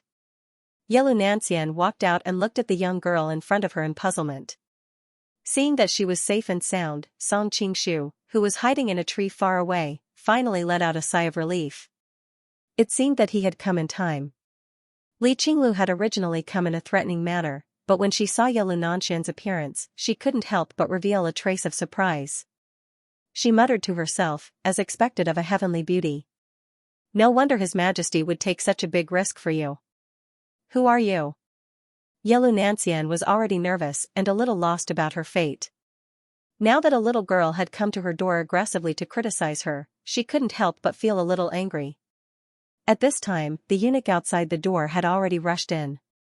He stopped Li Qinglu and said, Princess, this is someone specially arranged by His Majesty, you must not act on impulse. Li Qinglu waved her hand and cut him off. This consort doesn't have any other intentions. I just heard that Princess Qingyan is a famous expert in Great Liao, so I wanted to come and see for myself. Even if His Majesty finds out, he won't blame me. In the distance, Song Qingshu had a strange expression on his face. This Li Qinglu wasn't just acting rashly, she had already found a way out, blocking Li Yuanhao's way of questioning her. On the other side, Li Qinglu had barely finished her words when her silhouette flickered, dashing towards Yelu Nanxian. She used the water-treading steps, her entire person resembled a dancing goddess of the Luo River, but hidden within was killing intent. In the blink of an eye, she appeared in front of Yelu Nanxian. Yelu Nanxian's expression changed, she hurriedly raised her hands to meet the enemy's attack. The two young girls' martial arts were light and agile, their movements were light and graceful, their moves were complex, it was truly a dazzling sight to behold. The eunuchs and palace maids on the side only took a few glances before feeling dizzy and nauseous. Song Qingshu, on the other hand, was watching with great interest. After all, both of them were tall, slender, and had graceful figures. One was wearing a red dress while the other was wearing a white dress. They were like two beautiful butterflies fluttering in a field of flowers, and it was extremely pleasing to the eye. However, Song Qingshu could see that Yelu Nanxian was gradually falling into a disadvantageous position. After all, most of her martial arts were focused on the sword, while Li Qinglu's forte was the white rainbow palm and Hanxiu acupuncture point brushing hands, both of which were hand skills. However, Yelu Nanxian's reaction was fast. Taking advantage of an opening, she dodged to the side of a nearby willow tree, snapped off a willow branch, and in an instant, displayed her best swordsmanship. Although it couldn't reflect light like a real sword, greatly reducing the effectiveness of her sword of sun and moon, but the willow branch was soft and slender, like a flexible sword, the angle of the sword was even more unpredictable than a real sword. In addition, there were hundreds of willow leaves on the willow branch, under the infusion of internal energy, it was like hundreds of small swords. Although it was difficult to cause any fatal injuries, when it came into contact with the willow branch, it was inevitable that the clothes would be torn and the skin would bleed. Li Qinglu was a woman, and a very beautiful one at that. Naturally, she cherished her appearance. Facing this special weapon, her hands and feet were tied, losing her advantage and gradually falling into a disadvantageous position. Song Qingshu looked in the direction of the voice, thinking it was Li Yuanhao. Instead, it was an unfamiliar middle-aged man. He had a dignified appearance, but he had a dignified aura around him. This kind of middle-aged man will be very popular with those fangirls in the future. Song Qingshu counted the people he knew in this world. Only Duan Jingchen and a few others had this kind of temperament. Father! Li Qinglu had already jumped out of the battle. Wiping the sweat from her forehead, she blushed and stood next to the man like a little girl who had made a mistake. Since the man had stopped, Xianxia didn't chase after him. After all, they were in the imperial palace and a strong dragon couldn't suppress a snake in its territory. Song Qingshu's heart skipped a beat. So this middle-aged man was the legendary imperial uncle Li Qianshan who fought with the crown prince for the throne. Wait, since Li Qinglu called him father, then he was Li Qiushui's son. Thinking that he was Li Qinglu's half-brother, Song Qingshu's expression became even more strange. This man was his brother-in-law, however, he couldn't help but admire the strength of Li Qiushui's genes. His daughter, granddaughter, and granddaughter were all absolute beauties. His son was also unbelievably handsome. His biggest flaw was that his private life was too messy. "What are you doing here?" Li Qianshan glared at his daughter and asked in a low voice. Li Qinglu answered in a small voice, "I heard that Princess Qing'an is a famous sword master in Liao and is about the same age as me, so I came to try." "Nonsense, the old princess taught you martial arts for you to serve the country, how could it be used for personal gain?" Li Qianshan angrily rebuked. "What happened here?" At this time, Li Yuanhao also came over with a group of people. Li Qianshan didn't have time to scold his daughter and quickly took the lead to pay his respects. Li Yuanhao heard the whole story and smiled. It's not a big deal for martial artists to be excited. Not to mention, Qinglu just helped us solve a big case. Royal brother, don't blame her. Yes, royal brother. Li Qianshan bowed and glared at his daughter. Hurry and thank His Majesty for not punishing you. Li Qinglu lifted the hem of her dress and said with a smile, "Thank you, uncle." Li Yuanhao nodded, turning to look at Xianxia with a surprised expression. "So Princess Qing'an's martial arts are so high." Xianxia showed a hint of shyness. "The children of the grassland learn to bow and ride horses from a young age, they can't even enter the high halls." Li Yuanhao laughed and said, "No wonder your highness is so tall and well-proportioned. It's because you practice martial arts." Everyone around him had a strange expression on their faces, feeling that his praise was a bit frivolous. Xianxia stood on the side with a red face, not daring to make a sound. Li Yuanhao, on the other hand, enjoyed her reaction very much. Li Qianshan coughed and said in a timely manner, "Imperial brother, I just went to visit the old princess. Now I'm about to leave the palace, so I won't bother you anymore." As he spoke, he tugged at his daughter. Li Qinglu might be a little hesitant, but in the end, she still said, "I still have matters to deal with at Class 1 Hall. I'll take my leave first." Li Yuanhao's mind was on Xianxia, so he naturally wanted them to leave as soon as possible. He didn't ask them to stay and even sent people to escort them. When they left the inner palace, Li Qinglu finally couldn't help but pull Li Qianshan and whisper, "Father, why didn't you stop His Majesty from doing something so lustful? His Majesty is the ruler of a country, the entire country belongs to him. It's just favoring a woman, how could it be considered lustful?" Li Qianshan replied lightly. Li Qinglu became anxious. Other women are fine, but Xianxia is not a normal woman. She is the future crown princess, His Majesty's daughter-in-law. From today onwards, she is no longer the crown princess. Li Qianshan said calmly. Li Qinglu's face blushed. How can there be such a thing, a father who steals his son's woman? Isn't this stealing? She stuttered for a long time, but in the end, she couldn't say the word. Li Qianshan smiled, "So what if it is, so what if it isn't? How can the moral shackles that bind normal people be able to bind the Son of Heaven? But this way, the crown prince will definitely be dissatisfied. At that time, there will be a great disaster." Li Qinglu was in elite hall, so she was very clear about this potential danger. Li Qianshan revealed a faint smile, "So what?" Li Qinglu wanted to say something, but suddenly remembered her father's identity. Her heart was like a mirror, and she couldn't say the rest of her words. "Let's go, you don't need to worry about this." Li Qianshan smiled and walked straight out of the palace. Watching her father's figure disappear into the distance, Li Qinglu didn't know if it was her imagination, but she felt that her usually steady father's footsteps were much lighter today. After the father and daughter left, Li Yuanhao casually waved his hand, ordering his subordinates to stand guard outside while he walked straight into the small courtyard. "Princess, please come in for a chat." Xianxia shrunk back, revealing an awkward expression. "I'm afraid this is a little inappropriate." She had completely taken the role of the crown prince's wife at this time. Although she had already planned to use the honey trap, she couldn't make it too obvious. Otherwise, it would be troublesome if the other party saw through her. Li Yuanhao laughed, in this Xia country, my words are the etiquette. Then he swaggered inside. Yelu Nanxian hesitated for a moment, looking worriedly in the direction of the palace.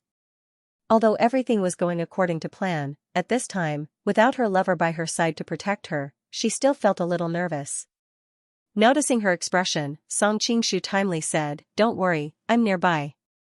Hearing his voice, Yelu Nanxian's face was suddenly overflowing with a layer of radiance, her whole body regained its calm, turned around and walked into the inner room. "Princess, why are you so happy?" Li Yuanhao keenly noticed the change in her expression, and couldn't help but ask curiously. Yelu Nanxian was surprised, but her face didn't change. "I just received praise from His Majesty, of course I'm happy." "Really? You really know how to talk." Li Yuanhao couldn't help but burst out laughing. Yelu Nanxian hesitated for a moment, but still asked while knowing the answer, "Didn't His Majesty say to let me come to see the old princess? When can I see her?" Li Yuanhao said with a faint smile, "There's no hurry, there's still time." Yelu Nanxian looked at the sky outside and said with some embarrassment, "But it's getting late, I'm afraid it's too late to leave the palace." Li Yuanhao smiled, "If it's too late, then don't leave the palace. There are many rooms in the palace, you can choose any one to stay in." Yelu Nanxian suddenly stood up, "How can I do that? Absolutely not." Song Qingshu, who was hiding not far away, had a strange expression on his face. He didn't expect this little girl to be so good at acting. It seems that women are really born actors. What? Yelu Nanxian's shock was not fake. She did not expect Li Yuanhao to do this. But thinking about it, this was normal. If he didn't do something to save face and kept the crown princess in the palace, it wouldn't be good for his reputation. He was an emperor who had been on the throne for many years, he had the means to do this. Your Liao diplomatic mission has also tacitly agreed to this. Li Yuanhao calmly picked up a cup of tea and drank. He enjoyed the feeling of watching the other panic. Yelu Nanxian's face paled, "How is that possible?" "Why not?" Li Yuanhao put down the teacup and said playfully, "The reason why the kingdom of Liao sent you here for a marriage alliance is nothing more than to stop the war and seek peace. Now, I'm the one in charge of the western Xia country. As long as I'm happy, a truce will naturally be a matter of course. But if you make me unhappy, humph." Although he didn't finish his words, the threat was obvious. Yelu Nanxian struggled, "Your Majesty, you are my future father-in-law. Wouldn't doing such a thing offend the world?" Li Yuanhao burst into laughter, his voice full of disdain, "Don't put the moral shackles of the Han people on me. My empire was won by my own army, not by some etiquette and morality. Besides, you and the crown prince are not married yet. Naturally, you are not Jin's daughter-in-law.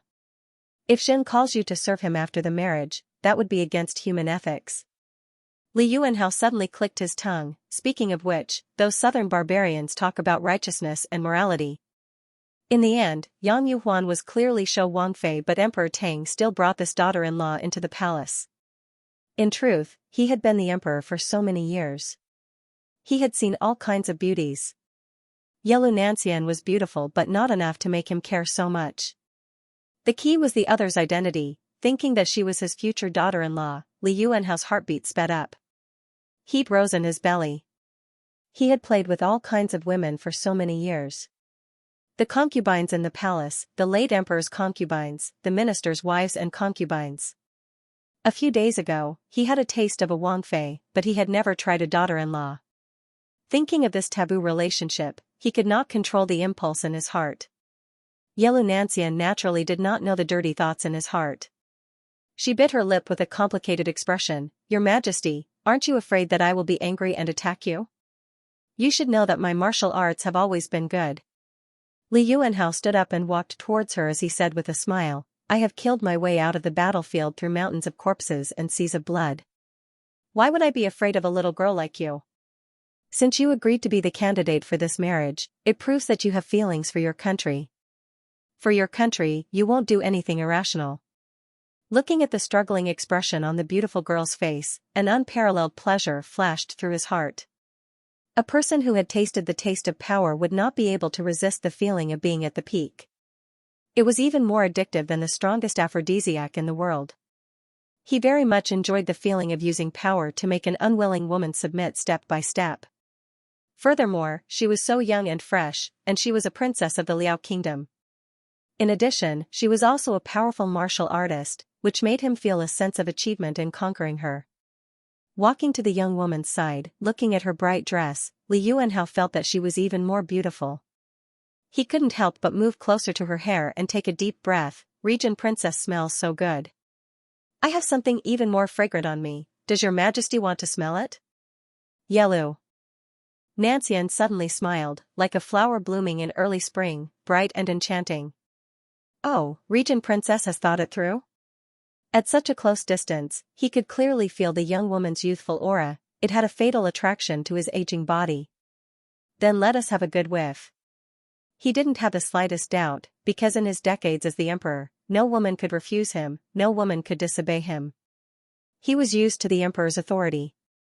Hearing her words, he couldn't help but reach out to pull the young woman into his arms. Yellow Nancian turned around, her dress fluttering in the wind as she lightly dodged Li Yuanhao's embrace. Li Yuanhao chuckled mischievously, continuing to pounce on her. He wasn't angry at all. In fact, he enjoyed this feeling of chasing and forcing his way closer and closer. After dodging a few times, the girl suddenly staggered as if she was tripped by something. Her whole body involuntarily fell onto a nearby bed. Li Yuanhao was immediately overjoyed. He opened his arms and pounced over. Little beauty, I'm coming. Unfortunately, just as he reached the bed, Yelu Nancian suddenly opened her red lips. A puff of pink smoke blew onto his face. A trace of confusion flashed in Li Yuanhao's eyes, then he fell heavily onto the bed. Yelu Nancian hurriedly dodged to the side, avoiding being pinned down by him. She gave Li Yuanhao a disgusted look, then said to the air, Brother Song, why aren't you coming in to help me? Somewhere in the room, space seemed to distort, and then Song Qingshu suddenly appeared there. He smiled bitterly and said, Didn't I give you rouge drunk on purpose? I mainly wanted to see if you could handle this situation alone. After all, this plan is too dangerous. I might not be able to protect you at all times. He got the rouge intoxication from Taj Tish. In the past, she relied on this hallucinogenic drug to disguise herself as the ever-victorious Wang Fei for more than 10 years without being discovered. Therefore, he had always kept this drug on him in case of emergencies. This time, Yelu Nancian entered the palace. He gave it to her to protect herself. Yelu Nancian's expression softened a little, looking at Li Yuanhao who was lying on the bed. He had a pig-like smile on his face, saliva dripping from the corner of his mouth. Obviously he was in a wonderful dream. This drug is really amazing, it can even confuse a person's mind. Song Qingshu smiled bitterly. Although this drug is amazing, but Li Yuanhao is a shrewd person. In the long run, he will definitely discover the flaw. Li Yuanhao single-handedly built such a large country, dominating the western regions, becoming the toughest bone to chew on for the surrounding countries. He was definitely not someone the ever-victorious Wang Fei or Yelu Hongji could compare to. Using this drug once or twice might work, but in the long run, he would definitely see through it. Then what should we do? Yelu Nancian was worried. After all, she was in the palace. If she wasn't careful, she would be eaten by Li Yuanhao. Gently holding her hand, Song Qingshu comforted her. Don't worry, during this time I will stay in the palace with you. If anything happens, I will handle it. After that, we just need to wait for the crown prince's news.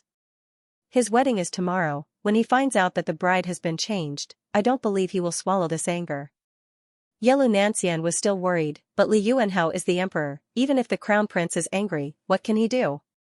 They've gone too far. At this moment, in the Crown Prince's residence, Crown Prince Brother Ning smashed the expensive Song Junyao porcelain cup in his hand onto the floor. He paced back and forth in the room anxiously, like a raging lion. Are you sure that Princess Qing'an has been replaced? Brother Ning turned to look at his subordinate who was kneeling at the side.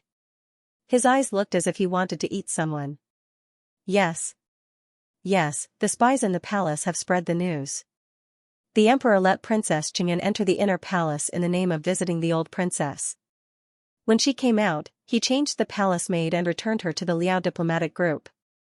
Moreover, the spies in the embassy have also sent back news that the princess has indeed been replaced. The subordinate was sweating profusely, but he had to answer.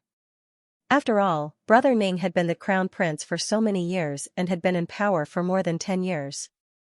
It was not difficult for him to plant a few spies in the palace. After receiving confirmation, Brother Ning felt a ball of fire burning in his chest as if it was going to explode at any time. The people from the Liao diplomatic group are going to let it go just like that? Isn't their so-called general of marriage quite arrogant? How could he just sit back and watch such an absurd thing happen? The subordinate replied, according to the spy's report, the people from the Liao diplomatic group also raised objections at the beginning. However, after Eunuch Wang persuaded them, they tacitly agreed to this matter. They tacitly agreed to this kind of thing?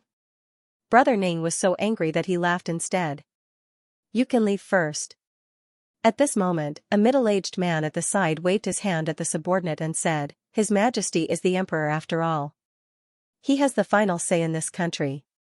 If the people from the Liao want to sue for peace, they can do it with just a word from him. Naturally, they dare not go against his will.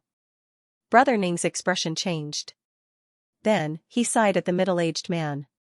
Lord Qin, how can I not know this? This middle-aged man was Qin Hongmian's clan brother, the clan leader of the Qin clan, Qin Shi. The Qin clan could no longer stay in the southern Song dynasty and moved to Xianxia. In order to gain a foothold, Qin Shi and the other clan members forced Qin Hongmian to marry Mu Yuqi. Because they were close to the Mu clan, they had a close relationship with the crown prince. But isn't he going too far? Brother Ning's face was ferocious. He suddenly raised his voice and said, Previously, he framed my 2 uncles for treason and killed them unjustly. Then, he abolished my mother's position as the empress. Now, he even snatched my new wife away. This is outrageous, outrageous. Qin Shi said in a low voice, presumably, His Majesty is already advanced in age, but his body is still healthy. Seeing that the crown prince's wings have grown, he is worried that you will threaten his throne, so he decided to strike first to gain the upper hand. The Qin family came from Linen and had rich experience in this kind of struggle, so they immediately saw the key point. Brother Ning's face darkened. Initially, he wanted me to get married in advance. I thought he wanted to ease the tension between us. Now, it seems that I was too naive. Brothers Ning. Far away, Ning said and Ning, Prince. Ning. And many. And.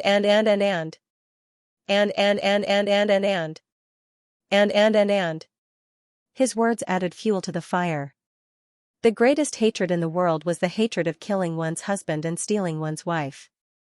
Thinking of Yalu Nanshan's perfect face, Brother Ning clenched his fists so hard his nails almost dug into his flesh. Qin Shi said, From this, we can determine the crown prince's position in His Majesty's heart and how His Majesty plans to deal with you.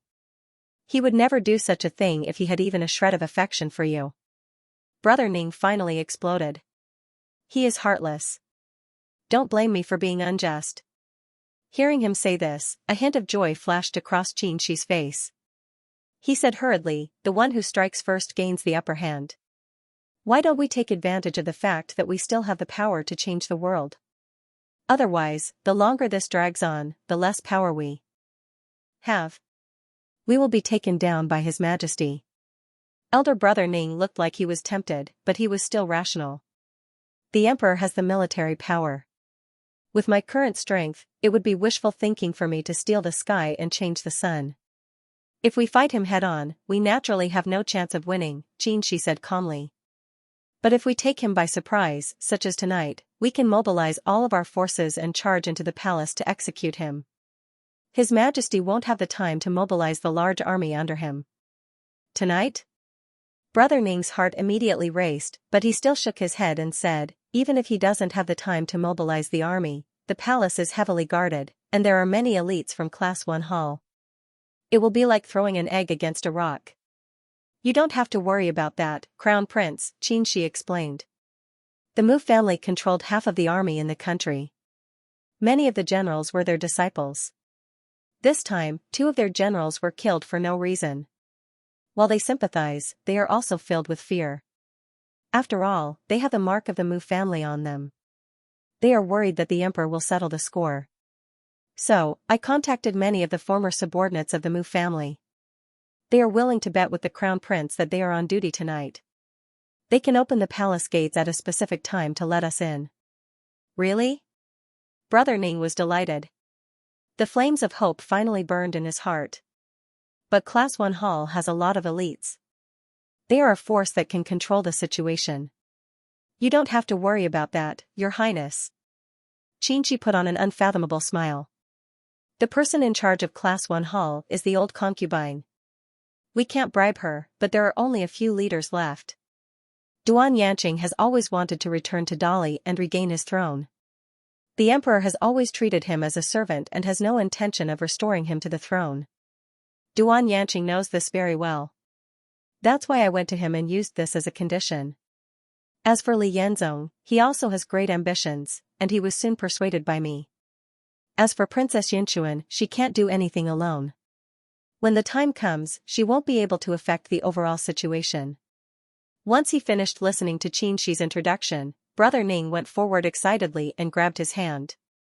Sir Qin, you really are the reincarnation of Zhuge and the rebirth of a hidden dragon. I promise you here that once I become the emperor, Sir Qin will be my prime minister. Thank you, Your Highness. No, thank you, Your Majesty. Xianxia quickly bowed and kowtowed. Ha ha ha, my dear subject, please rise. Brother Ning, who was beside himself with joy, did not notice the sparkle that flashed in Xianxia's eyes the moment he lowered his head. Meanwhile, in the palace, Yelu Nanxian looked at Li Yuanhao, who was unconscious on the bed and having a sweet dream. She could not help but feel disgusted. Big brother Song, I don't want to stay in this room with him for the night. Can we go somewhere else? Although Song Qingshu felt that it was inappropriate to leave this place and that it would be difficult to salvage the situation if something unexpected happened, such as someone suddenly coming in to look for Li Yuanhao, he did not want Yelu Nanxian to be wronged.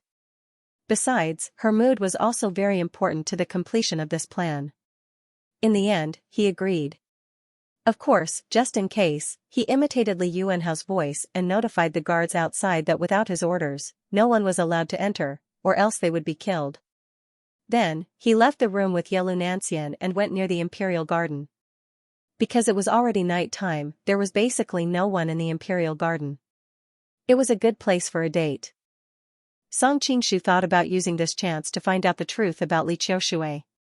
After all, she seemed to be plotting against Li Yuanhao. At this time, a young girl's voice came from not far away. Li Yanzong, why did you ask me to come here? Yelu Nanxian's face turned red. Only now did she realize that she had misunderstood. Fortunately, the hiding place was extremely dark, and her lover did not notice her embarrassed expression. Looking towards the source of the voice, she saw a man and a woman slowly walking in her direction. The young girl had a graceful figure, and under the moonlight, she looked like a wild elf. It was Princess Yinchuan, whom she had fought against during the day. As for the other man, he was dressed in armor and looked somewhat heroic. Judging from his attire, he should be a guard of the imperial palace. Song Qingshu was far more surprised than Yelu Nanxian. Others might not know who Li Yanzong was, but he was very clear about it.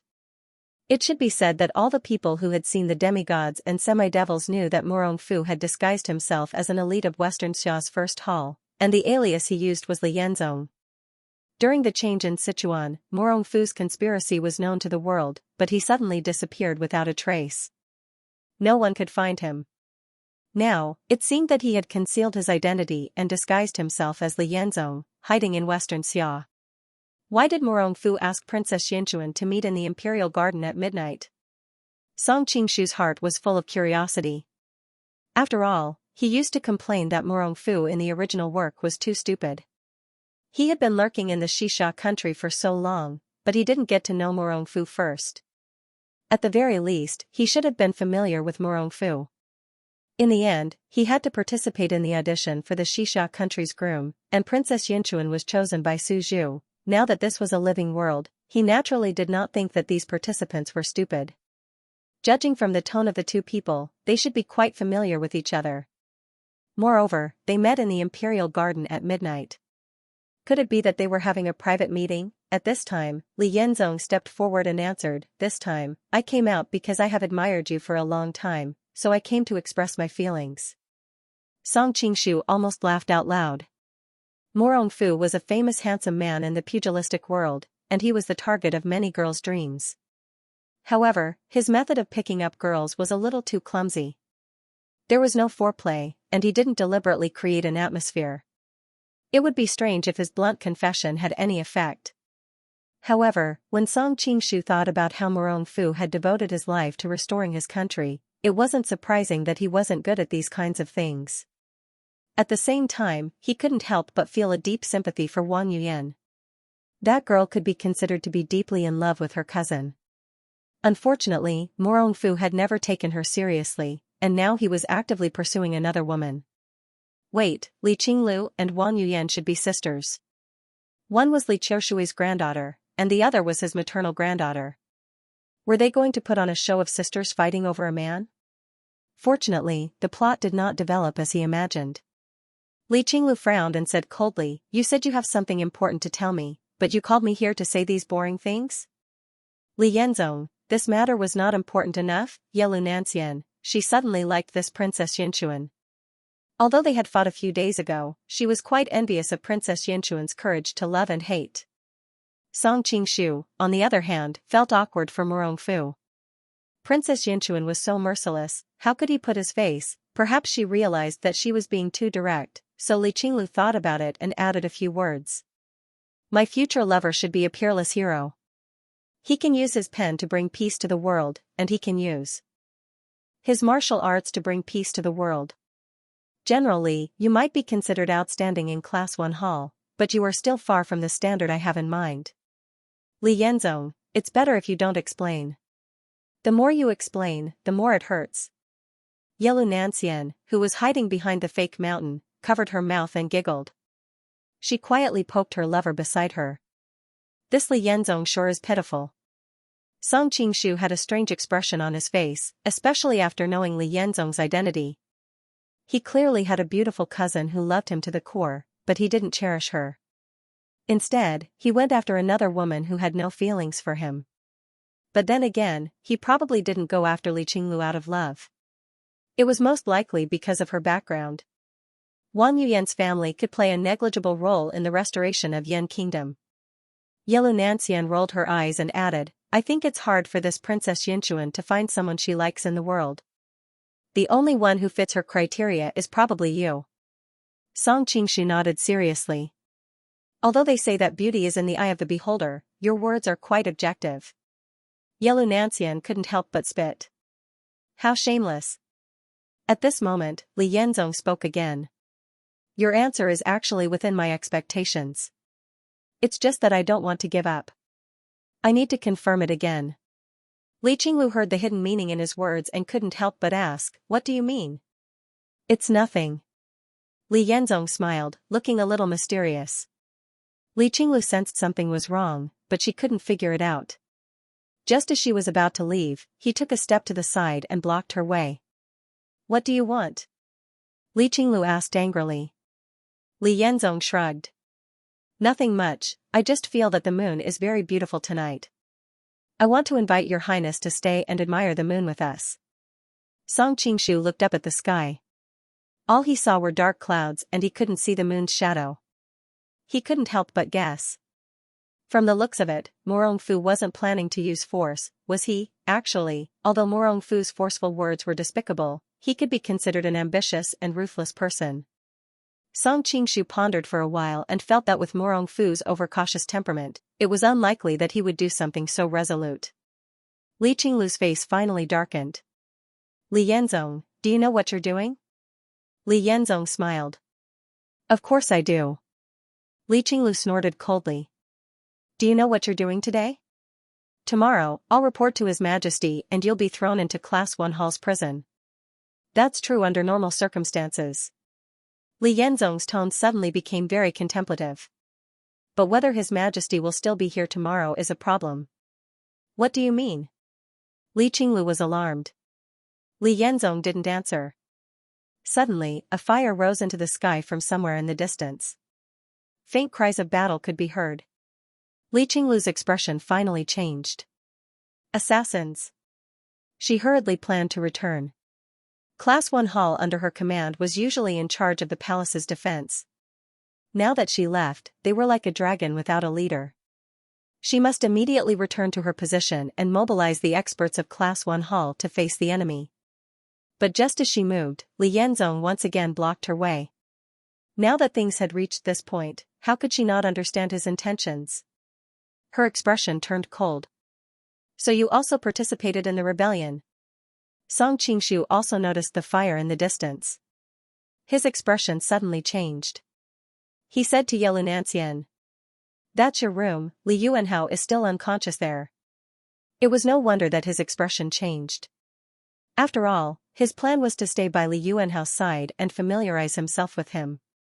Then, when the time was right, he would replace Li Yuanhao. If something happened to Li Yuanhao, then there was no need to talk about anything else.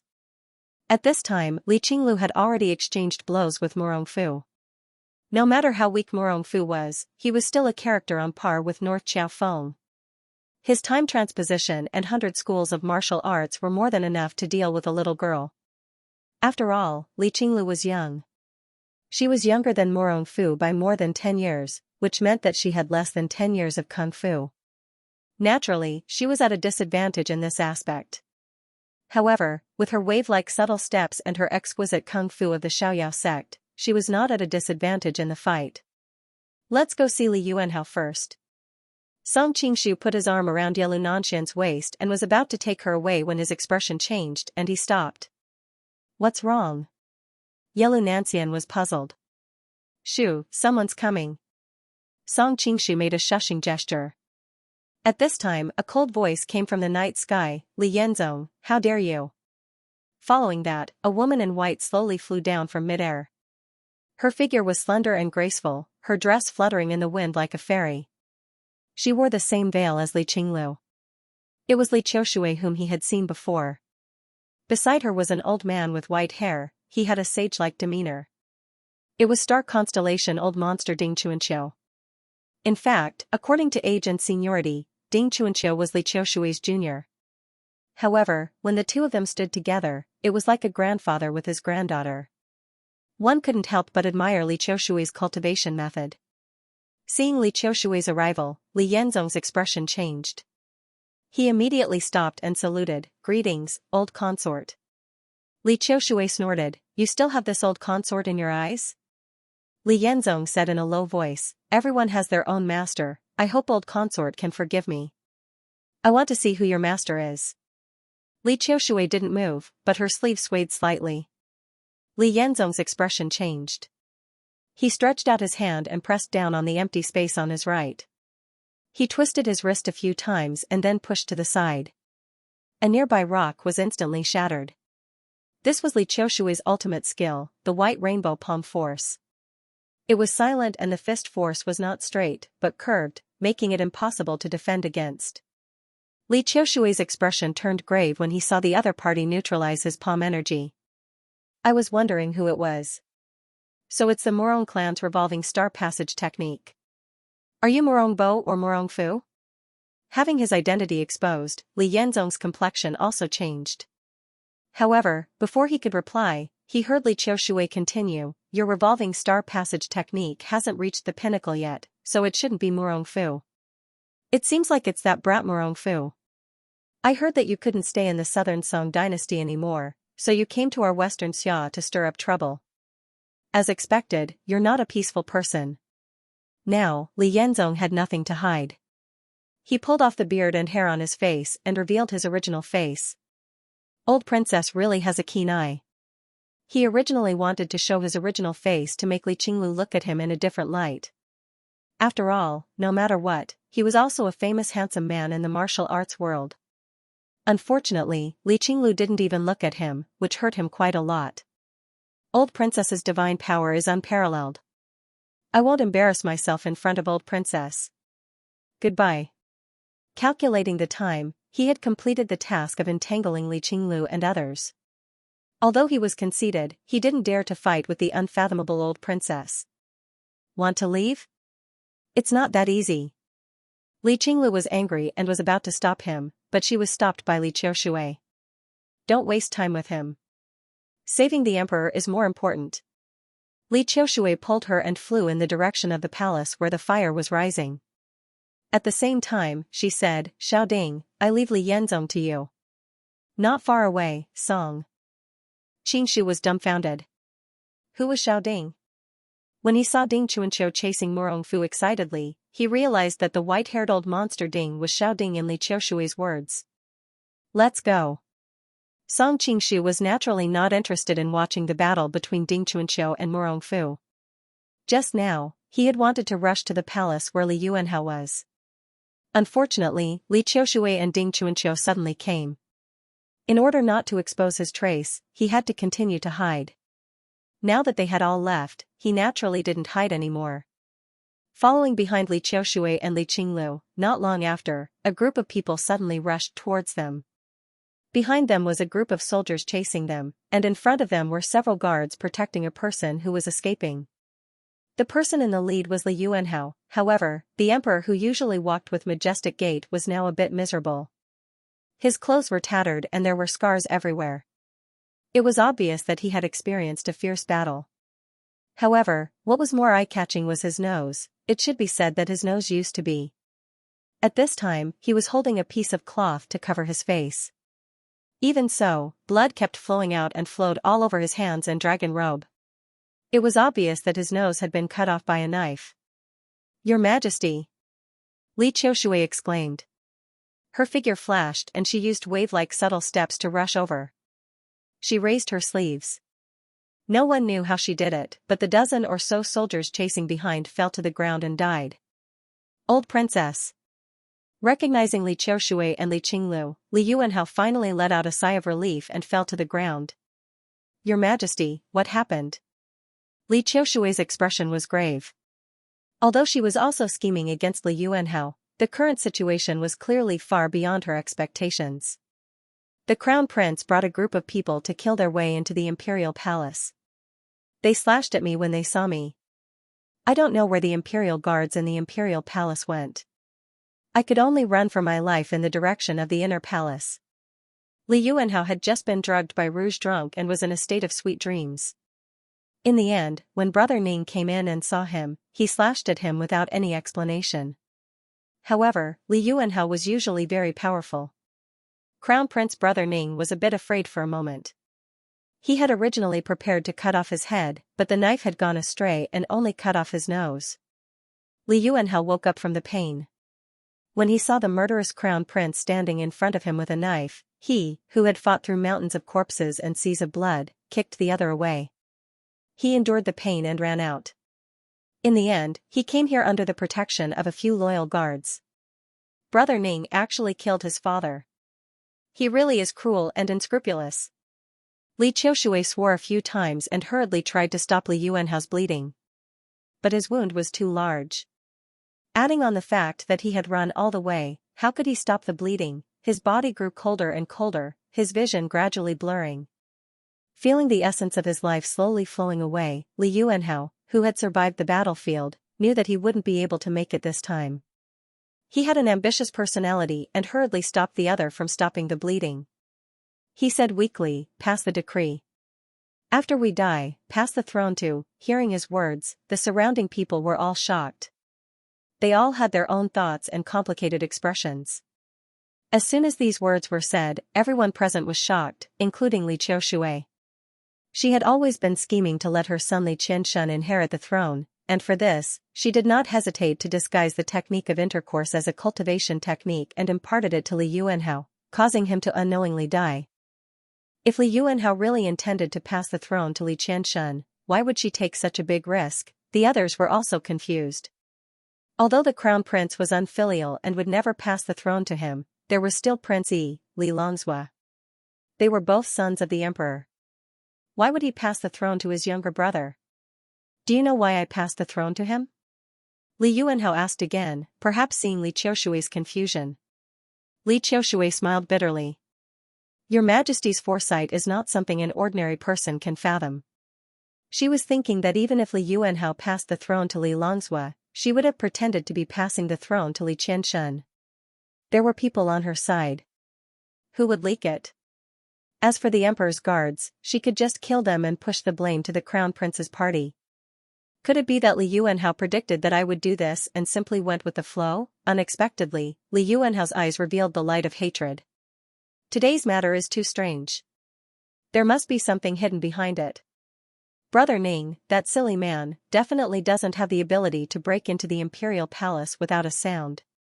Moreover, during the whole process, the imperial guards of the imperial palace seemed to have disappeared, allowing the crown prince's people to enter. Li Yuanhao paused and rested for a long time before he had the strength to continue. The crown prince must be controlled by someone. He is only a chess piece. If I am not wrong, it is most likely Li Longsua who is setting this up. Princey? Li Qiushui's eyes flashed with surprise. Although she knew that Li Longsua was not as peaceful and aloof as he appeared, she never imagined that he would be so generous. I have raised a few unfilial sons. All of them covet this great empire. They don't even care about the father-son relationship. Since that is the case, why should I pass the throne to them? Li Yuanhao said all this with resentment. Perhaps because he was too agitated, blood gushed out again. Song Qingshu, who was hiding in the distance, couldn't help but curl his lips. Li Yuanhao had stolen the crown prince's wife, so when had he ever cared about the relationship between father and son? Furthermore, there was no such thing as familial love in the imperial family. His sigh was a bit too hypocritical. However, he soon felt a little sad. He thought of his ambition to rule the world. He had so many confidants, and he would definitely have many children. Could it be that he was also destined to have a father and son fight and brothers fight each other? Just now, Li Yuanhao was like the final radiance of the setting sun. After saying those words, he used up all his strength. Soon, his eyes became blurry and he fell into a semi-conscious state. The imperial physicians who had just been summoned finally rushed over at this time. They worked on Li Yuanhao's body for a while, and all of them broke out in cold sweat. In the end, they all knelt on the ground and kowed out an apology. The emperor has already ascended to heaven. Of course they were afraid. In previous dynasties, when they encountered this kind of thing, it was fine if they encountered a reasonable one.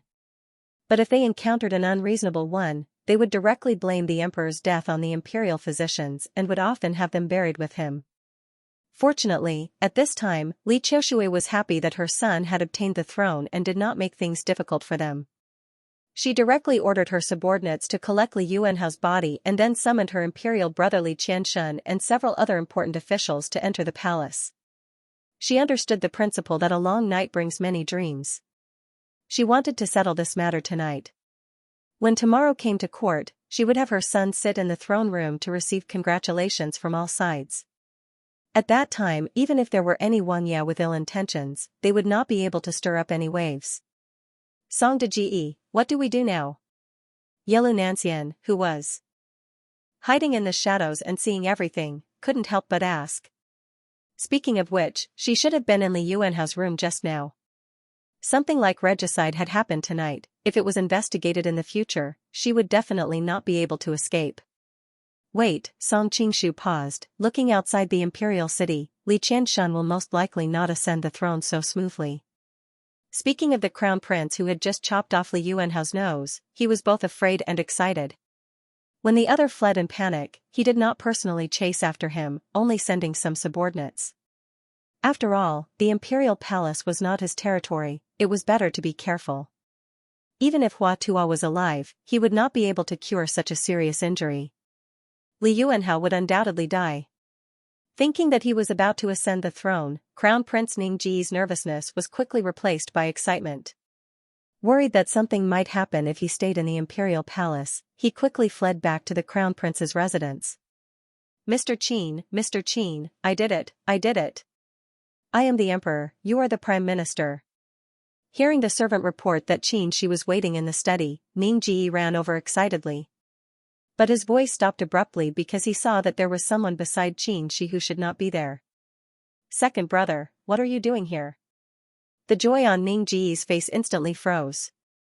Looking at the man beside him, it was Prince Li Longsua. I'm here to congratulate big brother, Li Liangzuo's face was full of a playful smile. No matter how stupid Ningji was, he could sense that something was wrong.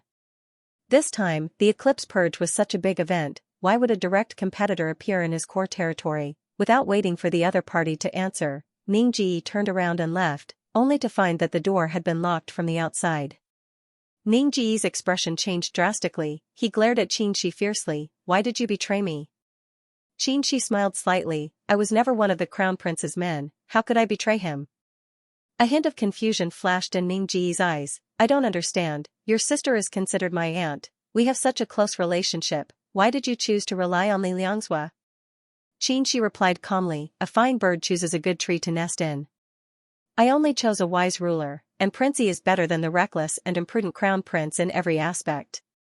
At this moment, Li Liangzuo, who was at the side, also spoke up, let me answer your doubts.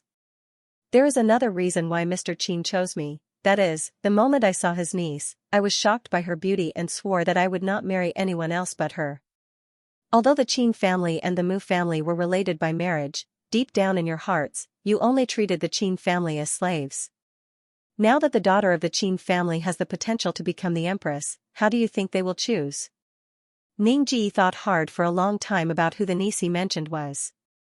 Suddenly, he thought of a beautiful face and blurted out, you mean Mu Wanqing? Mu Wanqing is clearly a member of the Mu family, my cousin. Brother Ning glared at Xianxia fiercely. He could not understand why Xianxia would give up what was close at hand and seek what was far away. Xianxia answered lightly, I believe everyone knows whether Wanqing is Mu Yuqi's daughter or not. We can only say that she is a daughter of the Qin family and has nothing to do with the Mu family. Naturally, she also has nothing to do with the crown prince. Brother Ning finally lost all hope. With a sudden roar, he pulled out his knife and slashed at Li Liangzuo. He wanted to catch Li Liangzuo off guard and kill the leader first. After Li Liangzuo's death, everything was set. There was still a string of blood on his knife. This was the blood from when he cut off Li Yuanhao's nose. He had just killed his father, and now he unhesitatingly swung the same knife at his brother.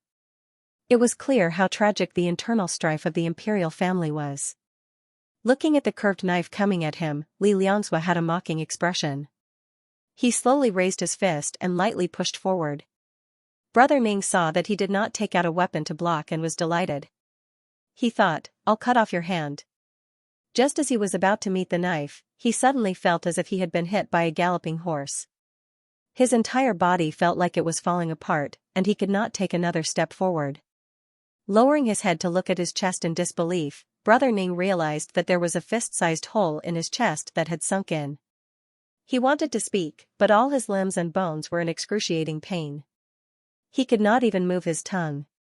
The Kongtong sect's 7 wounding fists are renowned in the world. One practice causes 7 injuries, and all 7 are injured. Li Liangzuo pulled back his fist and lightly blew on it as if it was covered in dust. Imperial brother, you don't think that I've only been cultivating in the Kongtong sect for the past 10 years? Kiki. Brother Ning's chest heaved up and down rapidly. Obviously, he was very agitated at the moment. Unfortunately, the wound on his chest hastened his death.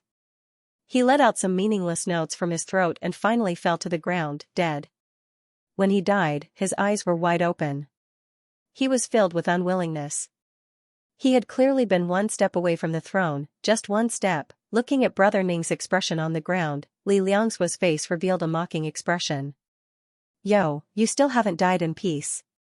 Lord Qin, cut off the head of this regicide traitor. Let's enter the palace. In the imperial palace, Li Qiushui summoned a group of ministers to the palace and announced everything that had happened tonight, as well as the death of Li Yuanhao. She then passed down an order to arrest the crown prince throughout the world. The ministers of the imperial court looked at each other in dismay. What happened tonight was really shocking. They didn't expect that the emperor, who had been walking with a majestic gait just a moment ago, would disappear just like that. Furthermore, the murderer was actually the crown prince. Of course, they did not doubt this. After all, in this period of time, Li Yuanhao had killed the Mu brothers and banished the empress to the cold palace. All of this was a signal that he was cutting off the crown prince's wings. Everyone was guessing if the crown prince would be forced to do something desperate. Today, Li Yuanhao had left the crown princess in the palace. Although he had done some face work and had exchanged a palace maid, this kind of thing could only deceive the middle and lower officials and the common people. How could it be hidden from the old foxes of the court, to reach this position, whose power was not deeply rooted, and who didn't have spies in the imperial palace? Everyone was discussing that Li Yuanhao had gone too far in this matter. Many people even started to sympathize with the crown prince. So no one was surprised to learn that the crown prince had charged into the palace in anger to do such a thing. After arranging other matters, Li Qiushui finally announced Li Yuanhao's last will, pass the throne to his younger brother, Li Qianxia. At this time, many ministers were not calm. Although many of them supported Li Qianxia, there were also many people who were not on the same side as him. Hearing this, someone immediately said, "I wonder if the old princess has an edict of succession?" Li Qiushui's brow furrowed. She recognized this person as the sixth mansion messenger, Gao Huaichang. She couldn't help but snort. At that time, the emperor was on the brink of death and did not have the time to make a decree. Naturally, it was a verbal decree. The guards by the emperor's side can all testify. In reality, if she had to do it herself, she would definitely have made a series of things like the decree of succession and the imperial seal so that no one could find any flaws. But since Li Yuanhao had personally passed the throne to Li Qianxia, there was naturally no need for her to make those things so that others could find flaws and attack her. But she had never thought that there would still be people who would argue about the fact that there was no decree. At this time, another minister also spoke. What happened tonight is too strange. Moreover, it still needs to be investigated whether the one who assassinated the emperor was the crown prince. With the emperor's death, the crown prince should have succeeded the throne. Even without the crown prince, the emperor has other children, such as Prince Yi, Prince Liang, and so on. But now, he has hastily let his younger brother succeed the throne. It is really easy for people to think too much and it will be difficult to stop the people's mouths. Li Qiushui said angrily, "What? Do you think that this palace has faked an imperial decree?" She recognized this minister as Mao Weixin, also a trusted aide of Li Longzuo's faction. Mao Weixin laughed and said, "I didn't say that. Is the old princess feeling guilty?" His words were like a drop of water splashing into a pot of oil. The ministers immediately exploded. The ministers of Li Qianxuan's faction all started to criticize, while those of Li Longzuo's faction refuted in all kinds of ways. Those who were neutral were doubtful and tried to mediate. Song Qingshu, who was hiding in a corner not far away, shook his head. Although Li Qiushui's martial arts were high, her political skills were still lacking. Under such circumstances, she should not have summoned the ministers of Li Longzuo's faction into the palace, even if they were important ministers of the imperial court. She should have gathered her own trusted aides and at most a few neutral ones. She would first let Li Qianxuan's ascension to the throne establish the established facts before summoning the people of Li Longzuo's faction. At this time, there was a sudden noise outside the hall. Soon, someone ran in to report, "Prince Yi. Prince Yi has come in." Li Qianxia, who was standing at the side, had originally thought that ascending to the throne was a matter of course. In the end, he had suffered a few soft rebuffs and had long been suppressing his anger. Seeing his subordinate's flustered appearance, he couldn't help but say angrily, "If he's here, then he's here. Why are you panicking like this?" The little eunuch gulped and then added, "Prince Yi is holding a human head in his hand. The crown prince's head." As soon as these words came out, the originally noisy hall instantly quieted down. Just now, the order to arrest the crown prince had been issued. Many people were still wondering where the crown prince had hidden himself. They didn't expect him to appear so quickly and in such a tragic manner. Not long after, a fully armored Li Longzuo swaggered into the hall. Qin Shi and the others followed behind him. After entering the hall, Li Longzuo's sharp eyes swept across the hall. Only then did he raise the head in his hand high up in the air, saying, "I found out that Brother Ning, this rebellious minister, actually entered the palace to commit regicide and murder his father. This is simply infuriating, so I have specially taken his head to comfort Imperial Father's soul in heaven." In the distance, Yelu Nanxian saw the bloody head in Li Longzuo's hand and couldn't help but let out a low cry. She hurriedly turned around and hid in Song Qingshu's arms, not daring to look again. Although Brother Ning was very annoying, he was still her nominal fiancé. She couldn't bear to see him fall to such a tragic end. Li Qiushui thought of Li Yuanhao's last words and couldn't help but sneer, "You're really ruthless to kill your own brother." Li Liangzhuo replied indifferently, "I should be the one saying that to uncle." Li Qianshun frowned, "What do you mean?" Li Liangzhuo didn't answer and signaled Xianxia with his eyes. Xianxia stepped forward and said loudly, "Since ancient times, the son is the legal heir. There is no reason to pass it to the younger brother. Moreover, Prince Yi has captured the traitor Brother Ning and avenged his father. It is even more justifiable." The courtiers who were on Prince Yi's side all agreed. The neutral courtiers also felt that what he said was reasonable. Li Qiushui said coldly, "Just now, it was King Yi's men who kept saying that whether the crown prince was the murderer was yet to be investigated. In the end, King Yi directly killed the crown prince, leaving no evidence. I wonder what his intentions are." Mel Weixin stepped forward and said, "I did say that just now, but since the old princess and Prince Yi said the same thing, it must be the crown prince who killed the crown prince. Besides, what I said was completely for the Xia kingdom. I am a courtier of the Xia kingdom, loyal to the court and his majesty, not Prince Yi's men as the old princess said." Li Qiushui couldn't help but curse inwardly. Everyone knew that he was on the same level as King Yi, yet he still dared to lie through his teeth. These officials of the imperial court were really much more shameless than those people in the martial arts world. However, she couldn't be bothered to waste time with Mao Weixin and directly said, "Before the former emperor died, he personally passed the throne to my brother." There were so many people present, including the former emperor's personal guards. They can all testify. Really? Xianxia showed a trace of a playful smile, "Then I really need to ask them about the situation at that time." Noticing his expression, Li Qiushui's heart skipped a beat. But now that things had come to this point, she couldn't say anything to stop him. He walked up to a few guards who were present at the scene and asked about what had happened before. The guards looked at each other and suddenly said, "At that time, the emperor had passed the throne to Prince Yi. As a result, the old princess and imperial uncle directly falsified the edict and even threatened the lives of our family members. So, we could only do as she said." Nonsense. Li Qianxuan's entire body was ice cold as he couldn't help but curse loudly. He had never expected that the situation would turn out like this. These people's sudden counterattack was fatal. Li Qiushui's pupils also constricted. She had left these guards in the hall to have them endorse her, to prove the legitimacy of her son. Who knew that they would betray her at the last minute? Good, good, good. I didn't think that you could even bribe the emperor's personal guards. You really have painstaking efforts and great abilities, Li Qiushui said through gritted teeth. But if Ben Gong really wanted to falsify the edict, how could Ben Gong leave these people alive and give them a chance to rebel? I would have silenced them long ago. There's no need to do this. The neutral ministers nodded secretly.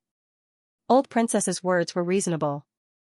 Xianxia directly replied, "So the old princess admitted that she falsified the imperial edict, but she just forgot to kill them?" Li Qiushui, Li Qianshun, Song Qingshu, who was hiding in the shadows, shook his head and smiled bitterly. In terms of arguing and pestering, how could Li Qiushui compare to the Qin family members who had fought with a group of mouths in the southern Song court? Li Qiushui finally became angry. She had never been a person with a good temper. After being repeatedly teased, her eyes were full of murderous intent. Back then, His Majesty shouldn't have taken in your Qin family. As expected, you are a group of people who bring disaster to the country and the people. Today, Ben Gong will clean up for His Majesty. Ding. Chuanqiu, who was at the side, received the signal. He immediately spread his wings and flew towards Xianxia. He stretched out his hand and grabbed at the top of Xianxia's head from afar. Once he managed to grab Xianxia, there would definitely be 5 holes in Xianxia's head. Moreover, he was proficient in poison techniques. Even a little bit would be enough to kill Xianxia. However, suddenly, a person flew out from the side and blocked his attack with a sword light.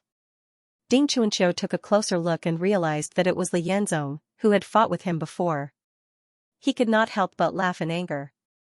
Just now, I let you escape with your life, and now you dare to appear again? Are you tired of living?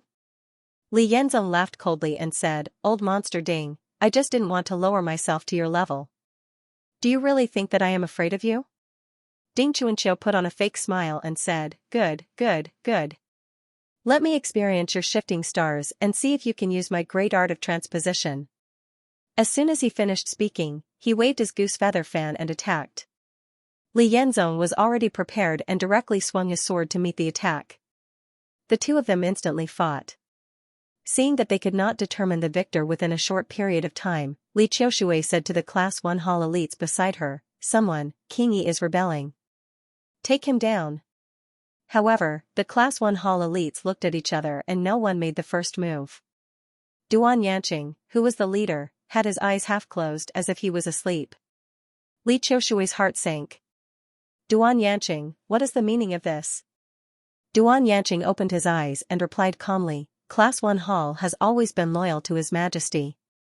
Now that the situation is unclear, we do not want to become a tool for some people to fight for power. Good, good, good. Li Qiushui gave him a deep look. Before he could say anything, a deep voice suddenly came from outside the hall, who was making a ruckus in the hall. Everyone looked in the direction of the voice and saw a burly man walking in. He was fully dressed in armor and had one hand on the sword at his waist as if he could draw it at any time. His entire person was filled with a murderous aura. It was the great general Helian Taishu. The military power of Xianxia was jointly controlled by the emperor and the leaders of the various tribes. The Mu brothers were the leaders of the largest tribes and controlled nearly half of the military power. Helian Taishu represented the emperor and controlled the military power. After the death of the Mu brothers, he became the number one person in the military. General Helian, you came at the right time. His Majesty has issued an imperial edict to make Qianshan the emperor, but Prince Yi refused to comply. Capture this traitor for me. Li Qiushui was overjoyed. It should be known that Helian Taishu was a direct descendant of the royal family and had a good relationship with her and Class 1 Hall. Unexpectedly, Helian Taishu replied coldly, but I received news that it was the old princess and imperial uncle who issued a fake imperial edict. All the officials in the hall gasped. No one expected him to openly oppose the old princess. In this way, even if the emperor's will was true, Li Qianshan would not be able to become the emperor. Compared to Li Qianshan and the officials who supported him, Li Qiushui calmed down. She looked at Li Liangzhua deeply and said, no wonder Prince Yi is so calm. It turns out that you have long been prepared. She could already see that Helian Taishu had obviously sided with Li Liangzhua. You flatter me. Didn't the old princess also prepare a lot? Li Liangzhua replied calmly. Li Qiushui's tone seemed to be full of admiration. I have to admit that you are really far-sighted. Even I have fallen into your trap. It's a pity that you missed one thing. What? Li Liangzhua was also stunned. Li Qiushui knew very well that she and her son had fallen into a disadvantageous position. They had underestimated Li Liangzhua too much, and he had laid such a tight net that they couldn't fight back at all.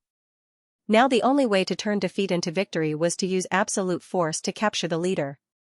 As long as they subdued or even killed Li Liangzhua, their group would be like a group of dragons without a leader, and they could only obey orders. Therefore, she didn't hesitate to use the wave-like subtle steps to rush toward her opponent.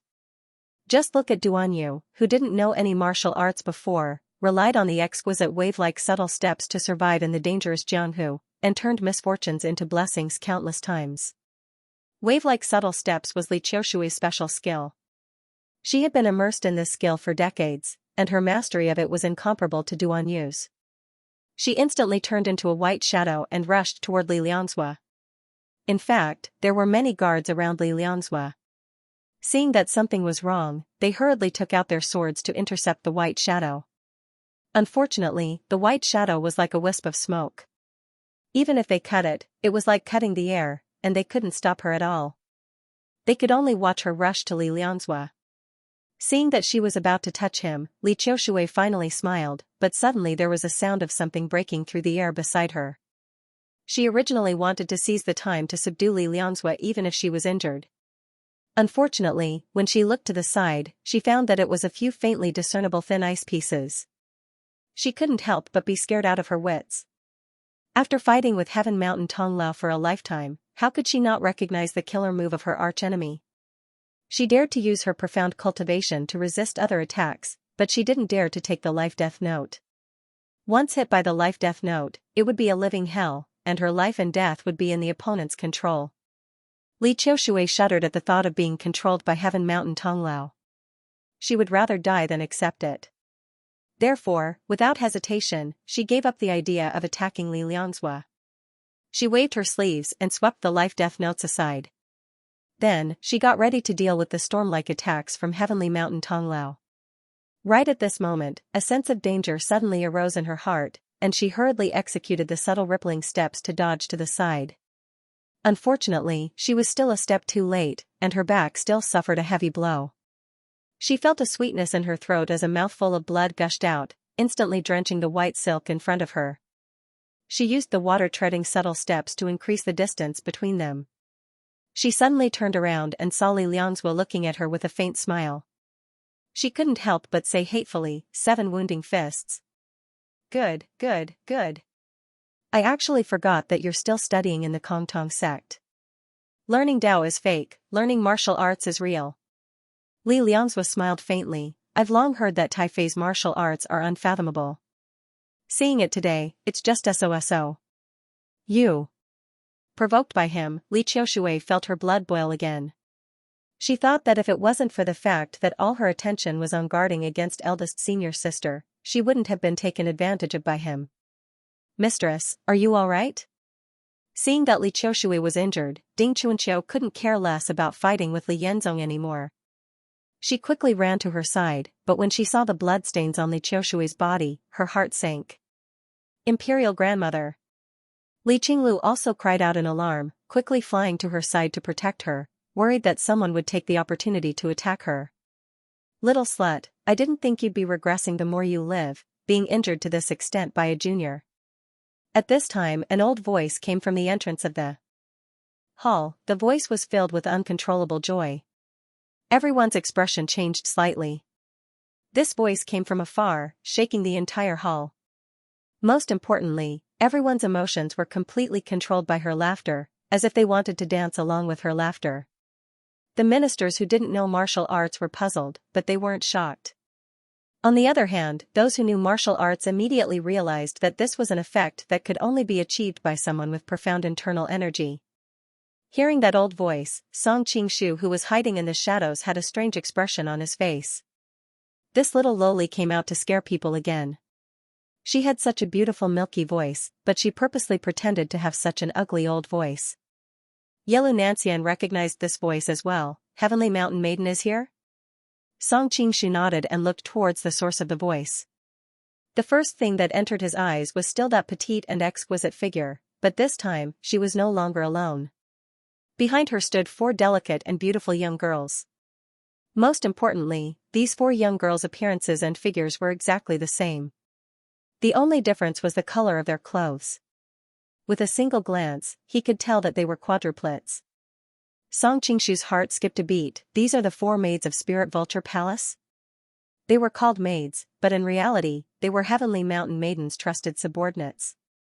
They could be considered half her disciples. However, the most memorable thing about them was that they were quadruplets. In the future, many people would fantasize about them. Twin sisters were already enough to make people's imaginations run wild, let alone quadruplets.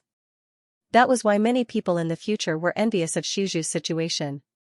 Not only did he have the peerless Mangu, he also had 4 maids like these, and the entire Spirit Vulture Palace was filled with women. Song Qingshu quickly collected his thoughts and looked at the other group of people behind them.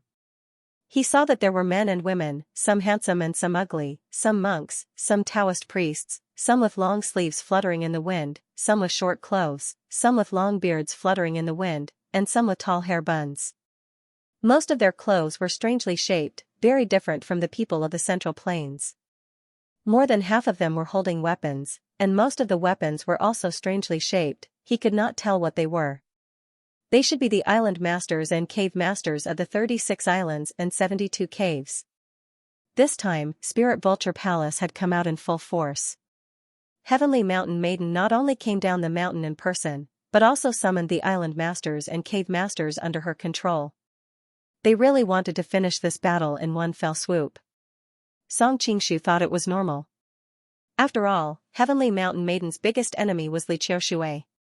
In the past, Li Qiushui could use the power of Xianxia, which prevented her from taking revenge. This time, she finally waited for the Xianxia to rise up, so she would not waste such a great opportunity. It seemed that Li Qiushui would not be able to escape this time. Old B*****, it turns out that you are behind this. As the saying goes, when enemies meet, their eyes turn red. Seeing Heavenly Mountain Maiden, Li Qiushui ignored Li Xianxia and stared at her fiercely. Seeing that the scarf on her face was stained with blood, Heavenly Mountain Maiden laughed loudly. You have been fighting with me all your life. I didn't expect that you would be defeated by me today. Li Qiushui sneered, you wish. It's not that easy to kill me. Heavenly Mountain Tonglao chuckled and said, in the past, you relied on the power of the Western Xia's Class 1 Hall. Although my martial arts were slightly better than yours, I couldn't do anything to you. But now, the Class 1 Hall has betrayed you, and your direct descendants have been restrained by the people of the 36 islands and 72 caves. Is that so? If that's the case, I will give you a big gift. Just as Li Qiushui finished speaking, she suddenly stretched out her hand and grabbed Ding Chuanqiu's vest. She threw him towards Heavenly Mountain Maiden like a ball. Although Ding Chuanqiu's martial arts were not as good as Li Qiushui's, he would not be restrained by her in one move. It was all because he was not prepared for her to attack him. Moreover, the current situation was really dangerous. His mind was spinning rapidly, trying to think of a way to break out of the situation, which caused him to be distracted.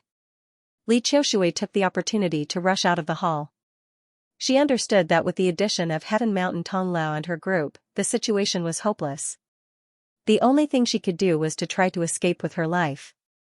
Thus, she did not hesitate to use Ding Chuanqiu as a hidden weapon and threw it at her opponent while she used wave-like subtle steps to escape. As she expected, Heaven Mountain Tonglao was held up by Ding Chuanqiu. The people of the 36 islands and 72 caves were in a hurry to avoid his poisonous powder. No one had the time to stop her. Unfortunately, the people of Vulture Palace were held up, but Li Xianxia was not. He appeared in front of her in a flash. His fist of 7 damages had reached perfection, forcing Li Qiushui to stop. What's so great about the fist of 7 damages? Li Qiushui snorted coldly. Her palms turned into fists and she used the fist of 7 damages to meet the attack. Li Xianxia couldn't help but be greatly shocked when he saw his opponent execute the exact same fist technique, and it was even more exquisite, and his imposing manner instantly weakened by 30%. If it wasn't for his opponent being heavily injured, he might have perished on the spot in this short period of time. Li Qiushui knew the condition of her body and Li Xianxia's martial arts were beyond her imagination. She could only suppress the thought of subduing him and take the opportunity to run out. Unfortunately, a strand of murderous wind suddenly shot over from the side. If Li Qiushui continued forward, it would be equivalent to walking into a trap. If it was under normal circumstances, she would just take this wind and then take the opportunity to escape. Unfortunately, she was already heavily injured. If she took another hit, she wasn't sure if she would have the strength to escape. With a tap of her foot, she moved a few feet in the air and dodged the fatal gust of wind. However, she also lost the opportunity to escape. She looked at Duan Yanqing, who was in front of her, and said coldly, "Damned cripple, I have treated you well. Why did you betray me?" Duan Yanqing propped up his Damascus steel staff and used ventriloquism to release a voice that was as unpleasant to the ears as that of an L. The old concubine has indeed treated me well, but she only treats me as a normal elite and treats me as a pet. The old concubine must know the reason behind why I joined Class 1 Hall, but she has never shown any intention to help me over the years.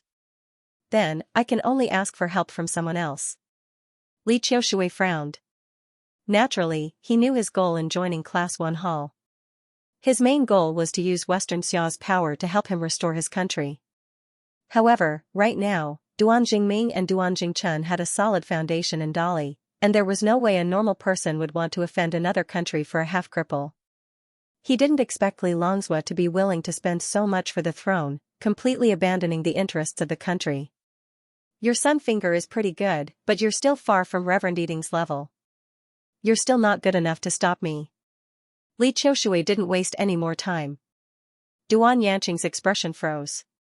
He lifted his Damascus steel staff and continuously fired Sun Finger.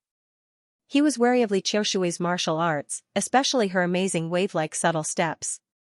He didn't dare to fight her in close combat and could only attack from a distance. But that was enough. As long as he could stall her, he would win.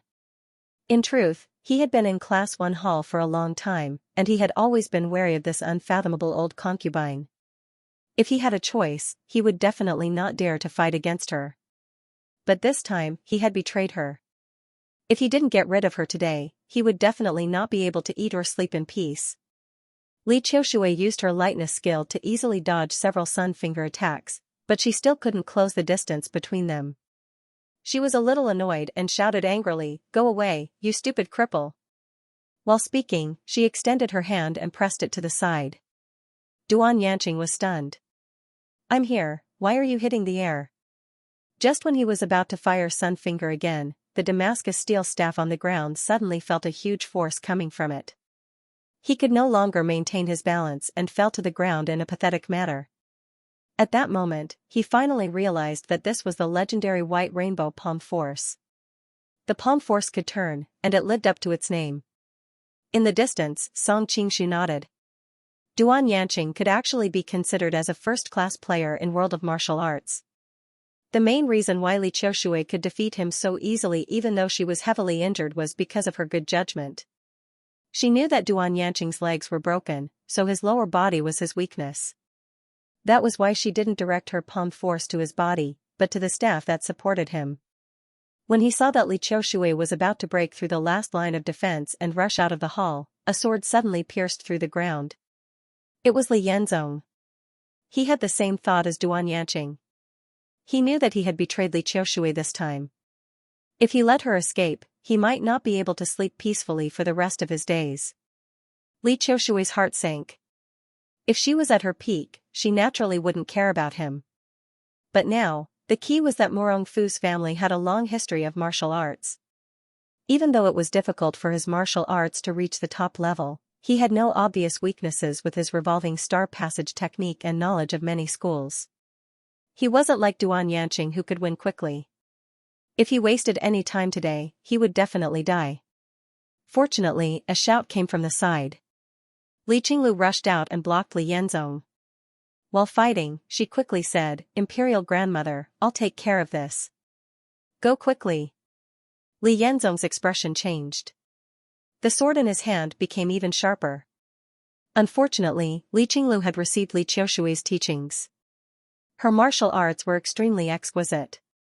How could he get rid of her? Seeing that Li Qinglu was covering for her, Li Qiushui hesitated. But in the end, she still rushed out. She was very clear that if she stayed, everyone would die. If she escaped, the other party would be afraid of hurting her, and Li Qinglu and the others might be able to keep their lives. It was a pity that Li Liangzhua had already recovered by this time. Together with Great General Helian Taishu, he blocked her path. Li Qiushui used the same old trick, no longer using the more exquisite White Rainbow Palm Force, but instead using the 7-incher's fist with immense destructive power. Li Liangzhua was bewildered as he parried. "Where did you learn the 7 wounding fists?" The 7 wounding fists was a secret of the Kong Tong sect. Other than a manuscript that Xia Sun had stolen, the Kong Tong sect had only passed it on to him. Where did the other party learn it? And from the looks of it, the other party's level was clearly above his. Li Qiushui giggled like a coquettish girl. "I don't only know the 7 wounding fists. I know the Beggar clan's 18 dragon subduing palms, Shaolin's Prajna palm, Great Guardian Deity fist, and Mount Meru palm. If you want to learn, I can teach you." Although he knew that the other party was trying to distract him, Li Liangzhua was still a bit tempted. These palm techniques were all the best in the world. If he could really learn them, thinking like this, his hand slowed down a bit. He was afraid that he would accidentally kill the other party. He changed his mind and decided to capture the other party alive and interrogate her about these secret techniques. At this time, Tianshan Tonglao shouted, "Don't be fooled by that little slut. She doesn't know those ultimate techniques. She only imitated your 7 wounding fists with the little faceless technique. Ding Chuanqiu's martial arts were not very good, but he was most feared for his ability to use poison and his extremely vicious great art of dissolving. Even Sky Mountain Tong Lao was a little afraid of hurting him. However, her Sky Mountain plum-breaking hand was the best grappling skill in the world. With just a few moves, Ding Chuanqiu was in a difficult situation. Ding Chuanqiu only felt that there were countless shadows of hands in front of him. He knew that he would be captured soon. After a dozen moves, he quickly shouted and took the opportunity to jump back. Sky Mountain Tong Lao was afraid of his great art of dissolving. She was not willing to attack before she figured out the situation. Moreover, she was more concerned about another person. After forcing Ding Chuanqiu back, she immediately looked to the side. At this time, because of her reminder, Li Liangzhua regained his confidence. At the same time, he no longer showed mercy. Li Qiushui was suddenly in a difficult situation. "Little bitch, this day next year will be your death anniversary." Sky Mountain Tong Lao grinned and no longer paid attention to Ding Chuanqiu. She directly pounced on Li Qiushui. Ding Chuanqiu, who was standing on the side, rolled his eyes. He wanted to seize the opportunity to run away, but he was blocked by the four maids, Plum, Orchid, Bamboo, and Chrysanthemum. With the help of the people from the 36 islands and 72 caves, even if Ding Chuanqiu's martial arts were superior, he still couldn't escape. Li Qiushui's martial arts were not as good as Sky Mountain Tong Lao's, not to mention that she was heavily injured. After a few moves, she was hit in the chest by the opponent, and a few of her ribs were immediately broken. If it were not for the magic of wave-like subtle steps, she did not know how many times she would have died in this short period of time. She spat out another mouthful of blood. Li Qiushui felt that her strength was gradually draining. Now she might really die here. Li Liangzhua laughed and said, "Old princess, quickly surrender. Today, even if the gods come, they can't save you. If you surrender, I might spare your life." He was very interested in Li Qiushui's little phaseless skill and wave-like subtle steps. He wanted to capture her and force these two skills out. Besides, she had been in charge of Class 1 Hall for many years, so she must have a lot of secrets in her hands. They were all worth questioning. Even though Li Qiushui was in a sorry state, her voice was still charming and moving. She giggled, "I'm afraid a junior like you can't make the decision on this matter. Even if you want to spare my life, that slut Wu Xingyun will not agree."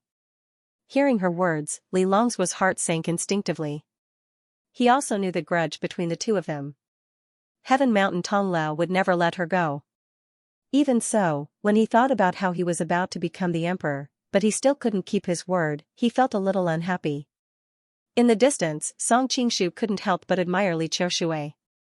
Even in such a situation, he still tried to sow discord between his enemies, and achieved the desired effect with just a few words. "Don't listen to him trying to drive a wedge between us. My vulture. Palace's martial arts are many times better than hers. When the time comes, I'll teach you a few." Although Heavenly Mountain Tong Lao was a little rash and hot-tempered, she had lived for almost 100 years after all. She could see through Li Qiushui's intention at a glance. Li Liangzhua smiled slightly. "Tong Lao is too serious. Why would I fall into her trap?" As for whether he really fell into her trap, only he himself knew. At this moment, Heavenly Mountain Tong Lao, Li Liangzhua, Helian Tai Shu, Duan Yanqing, and the other experts were all attacking Li Qiushui. Even if Li Qiushui was at her peak, she wouldn't be able to withstand them, let alone now that she was seriously injured. Very quickly, she received a few more heavy blows. Li Qiushui's vision became a little blurry. Suddenly, a thought arose in her mind. If Wu Yazi was here, he definitely wouldn't sit and watch me be bullied like this. However, she quickly thought about what she had done all these years. It was already good enough that Wu Yazi didn't hit her when she was down. Why would he help her? Although she had always thought that she hated Wu Yazi, she didn't expect him to be the first man she thought of when she was dying. Heavenly Mountain Tong Lao saw an opening and slammed her palm towards her opponent's forehead. Her Heavenly Mountain Xianxia palm was hard and fierce. Once it landed, even rocks would be smashed into pieces, not to mention a human's flesh and blood.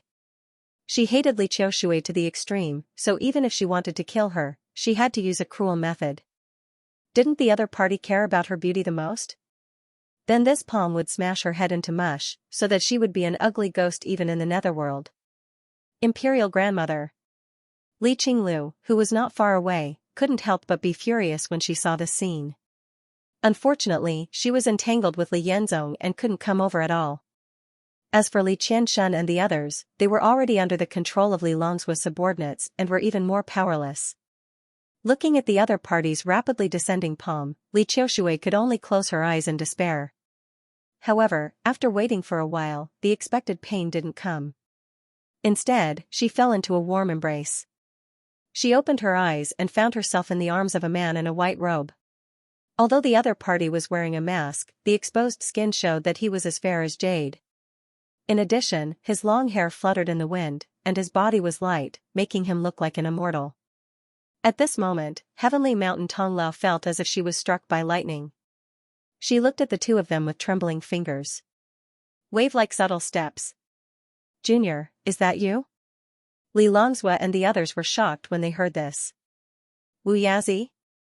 Just now, the other party had rushed into the battle circle of the few masters and forcefully snatched Li Qiushui away at the critical moment.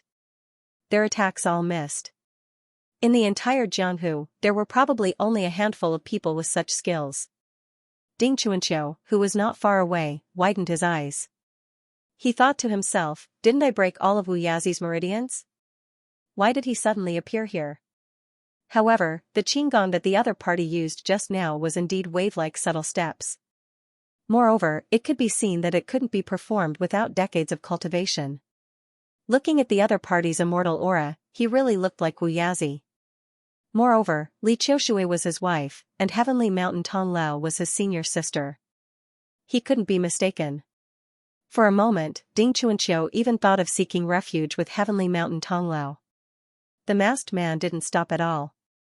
He carried Li Qiushui and ran out. Li Longzua and the others wanted to stop him, but his wave-like subtle steps was too exquisite. He walked even better than Li Qiushui, and all kinds of fatal attacks hit the air. With a few leaps, the man disappeared into the distance with Li Qiushui. The group of people chased after him for a few steps and immediately gave up. The man was too fast, and they couldn't catch up at all. The mysterious man took Li Qiushui away from the imperial palace in a few leaps, which amazed her. Wu Yazi, I haven't seen you for so many years. Your lightness skill is getting better and better. Li Qiushui's whole body felt soft, perhaps because of her serious injury. She felt like she was going to melt as she leaned on the mysterious man's body and sensed his manly aura. The mysterious man frowned and pushed her aside. Don't call me your husband. Ouch, Li Qiushui groaned, I'm seriously injured, but you're still so rough. You're so cruel. Even Tianshan Tonglao could recognize that he wasn't Wu Yazi. How could Li Qiushui, who had been married to Wu Yazi for so many years, not recognize him? At first, she did make a mistake. But she soon realized it. She didn't say it out loud but played along. After all, this man's martial arts was unfathomable and she didn't know whether he was a friend or a foe. She was seriously injured and didn't have the ability to fight back. She might as well use her advantage as a woman to make the man feel pity for her and escape. If you were a little girl, I wouldn't have been able to resist. But when I think of your age, I feel disgusted. The mysterious person was naturally Song Qingshu. He had just been hiding near the main hall and had witnessed Li Qiushui being attacked from all sides. She was about to die on the spot. Considering that she was Li Qingluo's mother, if Li Qingluo found out in the future that he did nothing to save her, who knew how she would react? Of course, apart from the factor of Li Qingluo, he was more concerned with the current situation. Originally, he and Xianxia had planned to familiarize themselves with Li Yuanhao in the imperial palace and then replace him with Li Yuanhao. In the end, he didn't expect such a thing to happen. First, the crown prince killed Li Yuanhao, then Li Longzua killed the crown prince, and then there was a big fight with the Taifei and imperial uncle. If he didn't do anything, Li Longzua would be the one to successfully sweep away all the obstacles and ascend to the throne. In that case, his trip to the Western Xia would be in vain, and his efforts would be in vain. Only by keeping Li Qiushui alive could he keep the balance.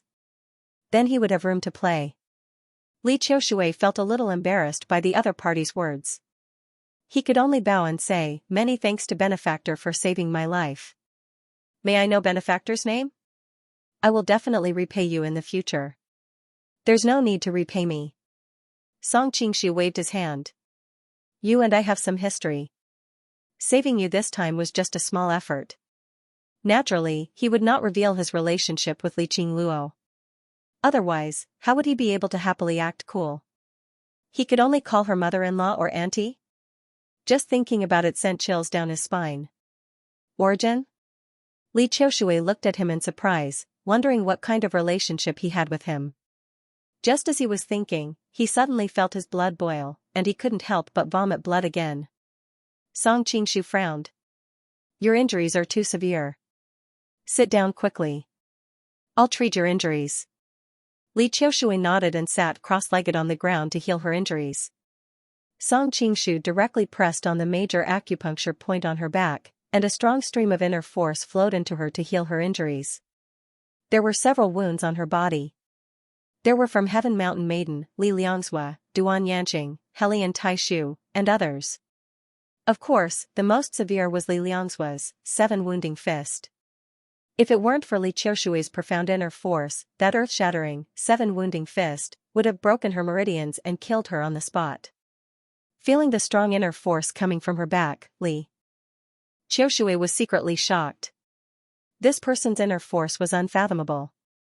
For a moment, she even thought of using the Dark North Divine Art to absorb the other party's inner force. But now that she was heavily injured, and the other party's martial arts were too high, she was worried that she might accidentally backfire. She had to give up on that risky idea. About the time it takes to burn a stick of incense, Song Qingshu withdrew his palm. I've temporarily suppressed your injuries. Next, find a place to heal yourself. With your inner force, you should be more or less healed in a month or so. If he was alone, he could heal her for a while longer. But Yelu Nanxian was still waiting in the palace. He couldn't waste too much time. Thank you, benefactor. Li Qiushui said weakly, holding her chest. Feeling the blood on her face, she couldn't help but frown. She pulled it off and threw it to the side. Song Qingshu was about to leave, but when he saw her appearance, he couldn't help but stop in shock. Why are you still so young? The woman in front of him was dressed in white, her figure was slender and graceful. Her features were like a painting, her eyes were bright, and her skin was as white as snow. She didn't look like an old woman, but a young woman in the prime of her youth. No wonder when Duan Yu saw her jade statue in the Wuliang Mountains, he was immediately bewitched. She had an otherworldly aura, but upon closer inspection, there was a seductive charm between her brows. She was truly the embodiment of an angel and a devil. How could a hot-headed young man like Duan Yu resist her temptation? Feeling the other's shock, Li Qiushui smiled faintly. When one's internal energy reaches a certain level, one can naturally maintain their appearance.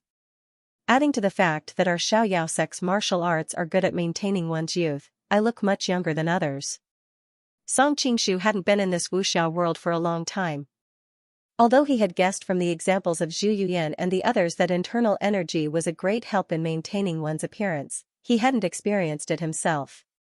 Now that Li Qiushui had confirmed it, he couldn't help but sigh at the miraculous power of internal energy. That's right, wasn't your face scratched by Heaven Mountain Maiden Granny? Why can't I see it now? Song Qingshu noticed an anomaly and couldn't help but ask. So benefactor also knows about the grudge between me and that B*TCH, Li Qiushui touched her cheek. Usually, her voice was gentle and moving, but when she mentioned Heaven Mountain Maiden Granny, it was filled with murderous intent. That's right, she was the one who destroyed my face. However, when Ding Chuanqiu was researching poisons, he accidentally came up with an elixir that could reduce scars. Coupled with the constant nourishment from my own internal energy, my face has gradually recovered to its original state. Song Qingshu raised his eyebrows. He really didn't expect that old poison Ding Chuanqiu to have such an ability. If he was in the future, he could easily become the richest man in the world just by relying on this elixir that could restore one's appearance. You're lucky. Song Qingshu smiled and was about to leave. Li Qiushui hurriedly called out to him, benefactor, wait. Song Qingshu turned around with a puzzled expression. What's the matter? Li Qiushui said softly, benefactor, can you take off the mask? Afraid that he would misunderstand something, she hurriedly added, benefactor naturally isn't someone who asks for favors, but I can't be at ease and pretend that nothing happened. At least let me know what benefactor looks like. In the future, I won't have to eat vegetarian and pray for benefactor every night. Song Qingshu instantly laughed. Don't, if a demoness like you prays for me, I'm afraid that Buddha will blame me. Li Qiushui, fine, we'll definitely meet again in the future. To prevent us from killing each other at that time, it's good to let you know what I look like. Song Qingshu didn't want to be dragged down by Li Qiushui in the end, so he took off the mask on his face. In any case, they would be familiar with each other. When she saw his face clearly, Li Qiushui's mouth opened so wide that an egg could almost be stuffed in. She couldn't recover for a long time. If a little fangirl looked at him with such eyes, Song Qingshu would naturally be very happy. However, when he thought of the other party's age, he felt a little scared. Is there something on my face? Li Qiushui laughed softly. I thought you would be an old man with a long beard since you are so skilled in martial arts. I didn't expect you to be so young and handsome.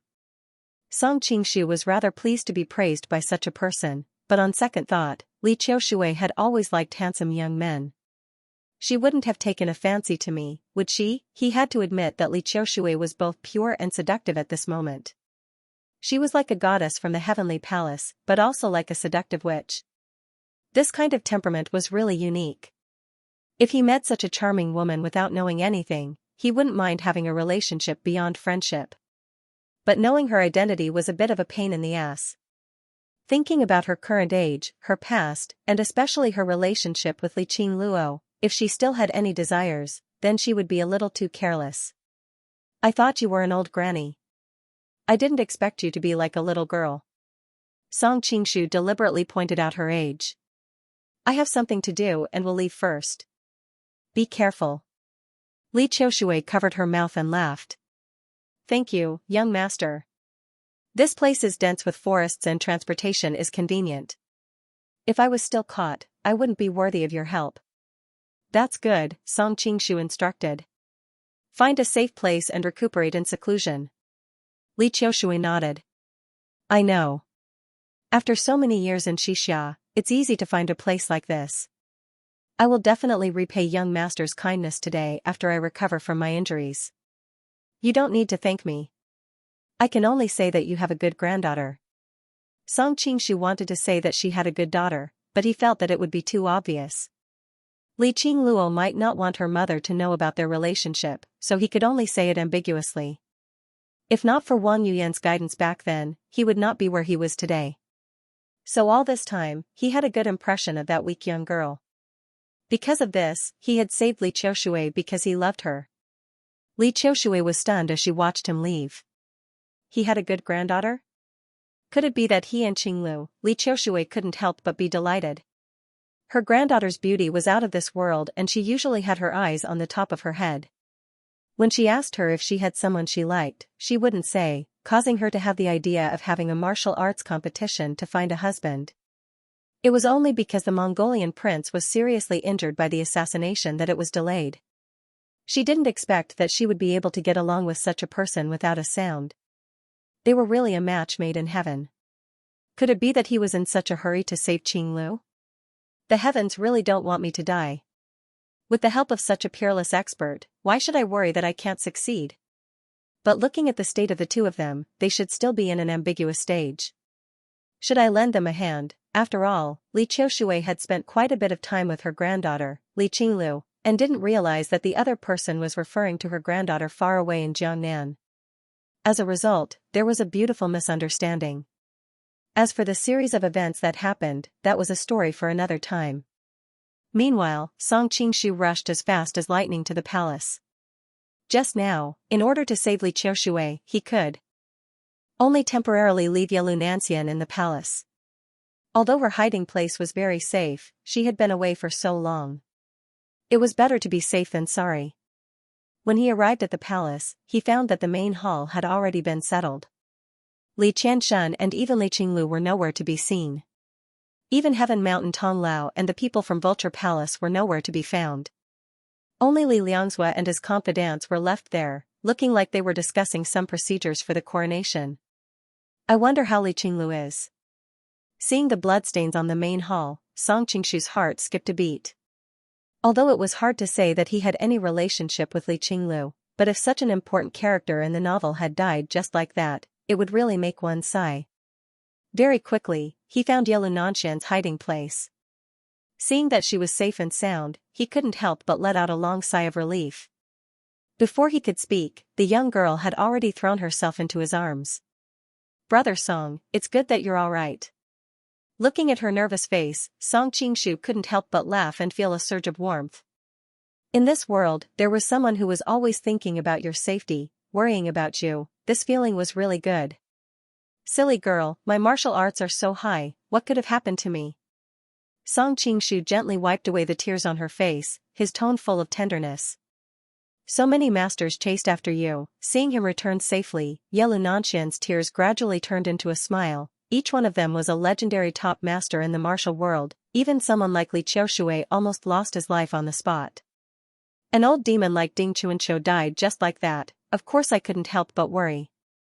Song Qingshu was startled. "Ding Chuanqiu died?" Yelu Nanshan nodded and told him what happened after he left the hall. It turned out that he had saved Li Qiushui. Ding Chuanqiu saw that the situation wasn't right and immediately wagged his tail and begged for mercy. On the surface, Heaven Mountain Tonglao agreed and accepted his surrender. Ding Chuanqiu let out a sigh of relief, thinking that even if he sold his skills to Li Liangzhua, he would still be able to make a name for himself. He couldn't help but let down his guard. Who would have thought that Heaven Mountain Tonglao would suddenly attack and use the Heaven Mountain 6 yang palms to shatter his heart meridians? It turned out that Heavenly Mountain Tonglao had already heard about how he plotted against Wu Yazi. Thinking that her lover had turned into a skeleton decades ago, she was furious. She decided to give Ding Chuanqiu a taste of revenge by giving him a taste of what it was like to be retaliated against. Ding Chuanqiu died just like that? Although Song Qingshu was surprised, he also felt that it was reasonable. Although Heaven Mountain Tonglao looked like a pretty little girl, she had a fiery temper. On top of that, she had been thinking about Wu Yazi day and night for so many years, becoming a demon in her heart. Knowing that Wu Yazi died because of a plot, how could she let Ding Chuanqiu go? But thinking about how someone he was familiar with had fallen to his knees just like that, Song Qingshu couldn't help but sigh. Ding Chuanqiu was vicious, but he hadn't had any conflicts with him all these years, so he didn't really hate him. What happened next? Song Qingshu asked. As the two of them walked out of the palace, Yelu Nanshan said, Li Qinglu was outnumbered and was quickly subdued. Li Qianshan and his subordinates had long lost their morale and were caught in one fell swoop.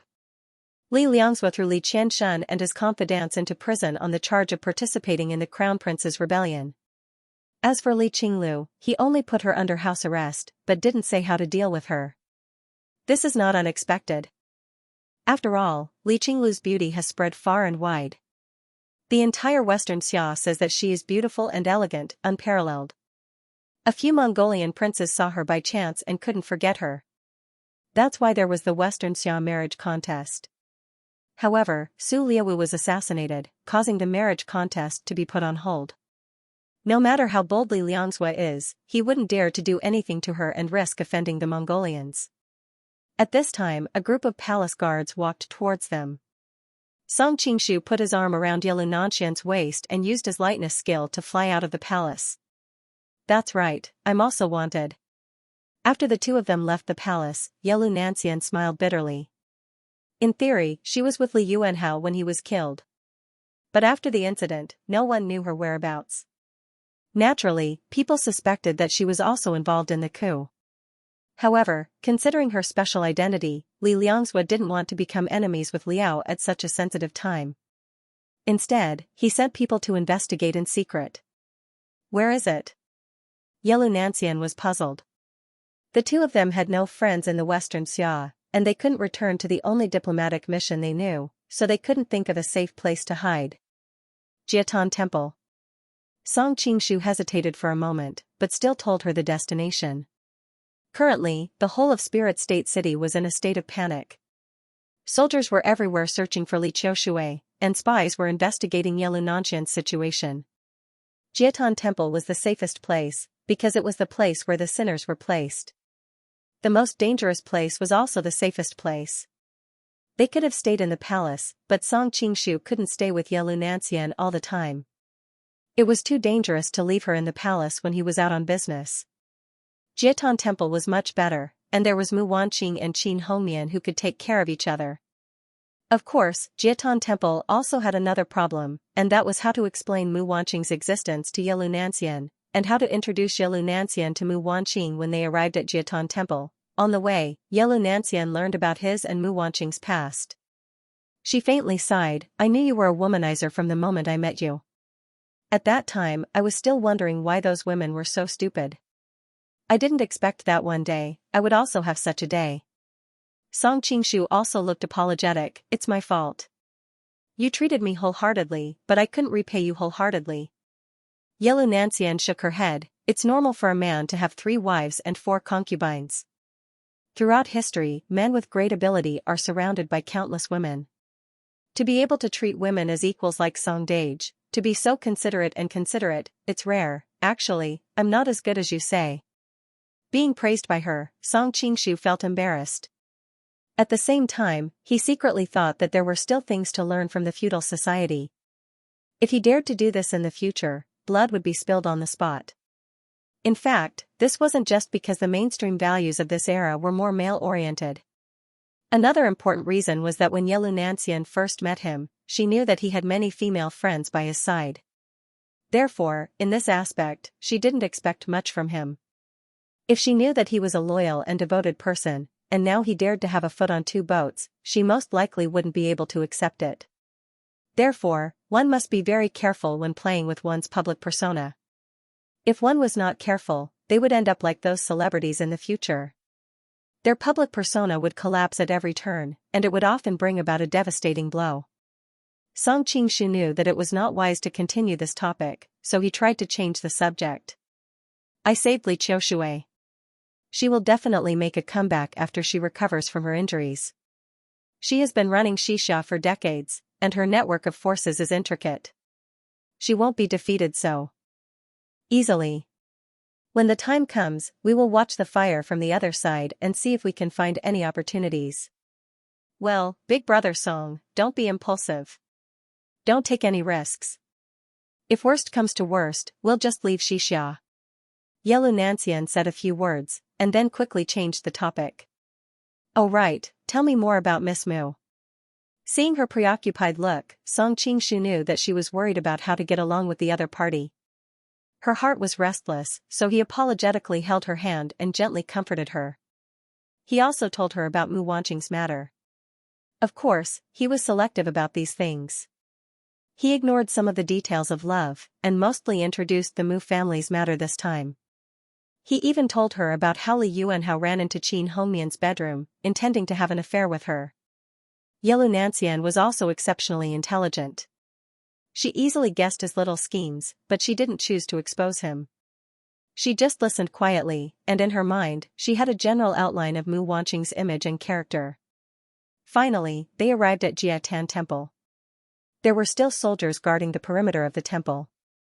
However, the events that happened in Lingzhou City in the past 2 days had made everyone anxious.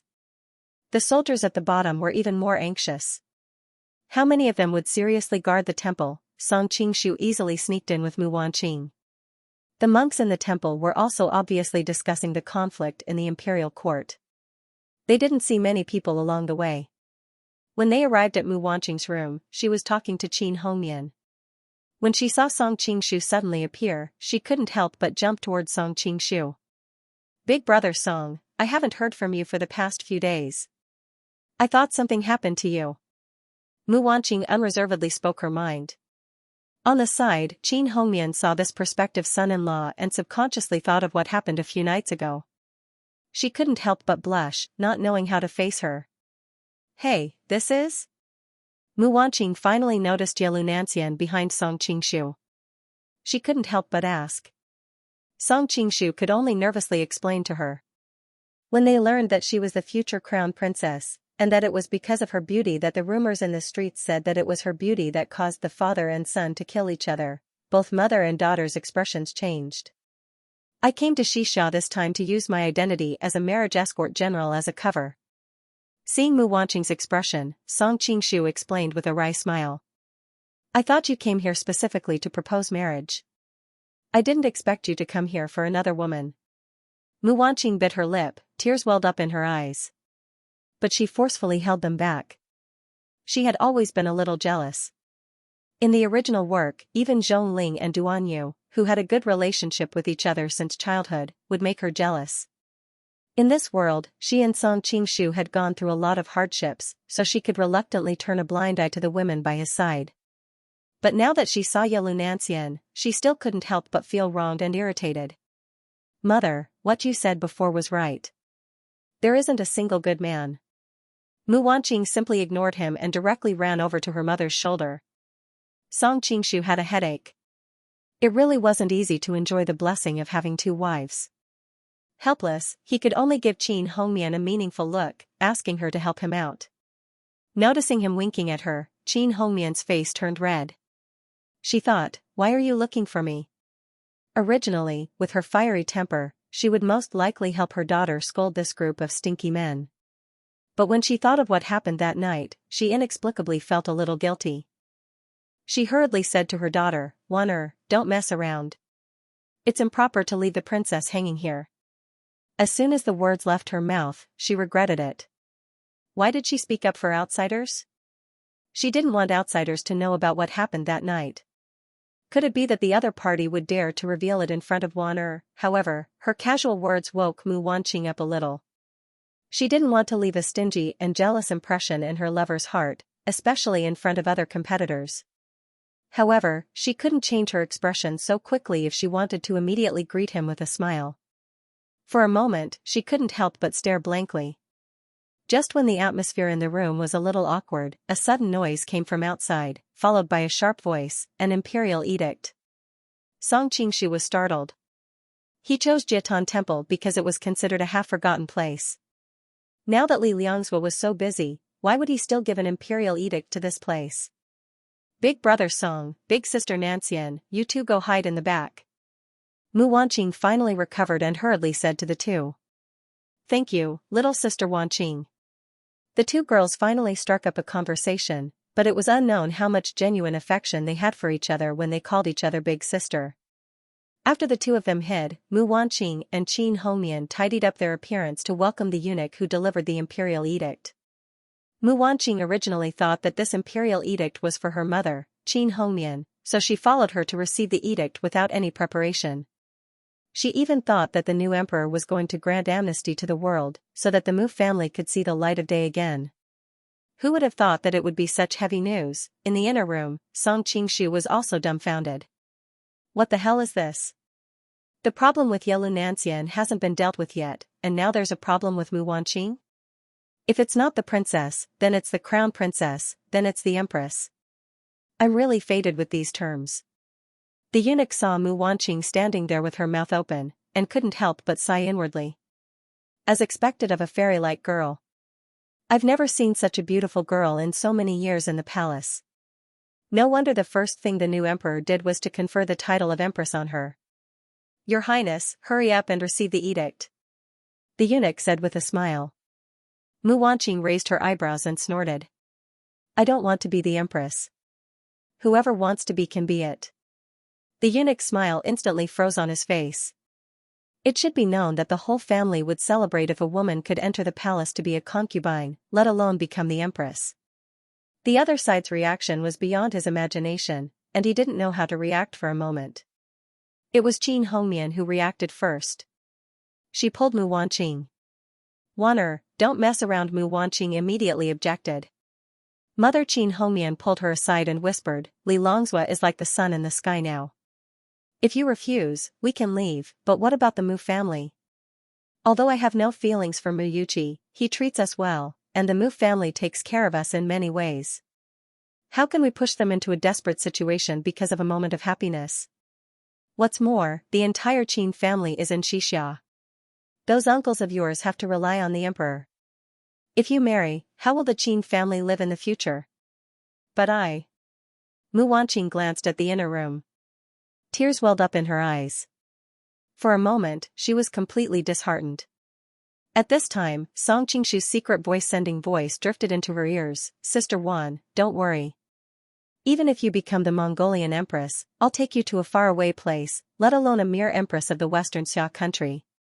Hearing her lover's words, only then did Mu Wanqing's incomparably chaotic heart calm down.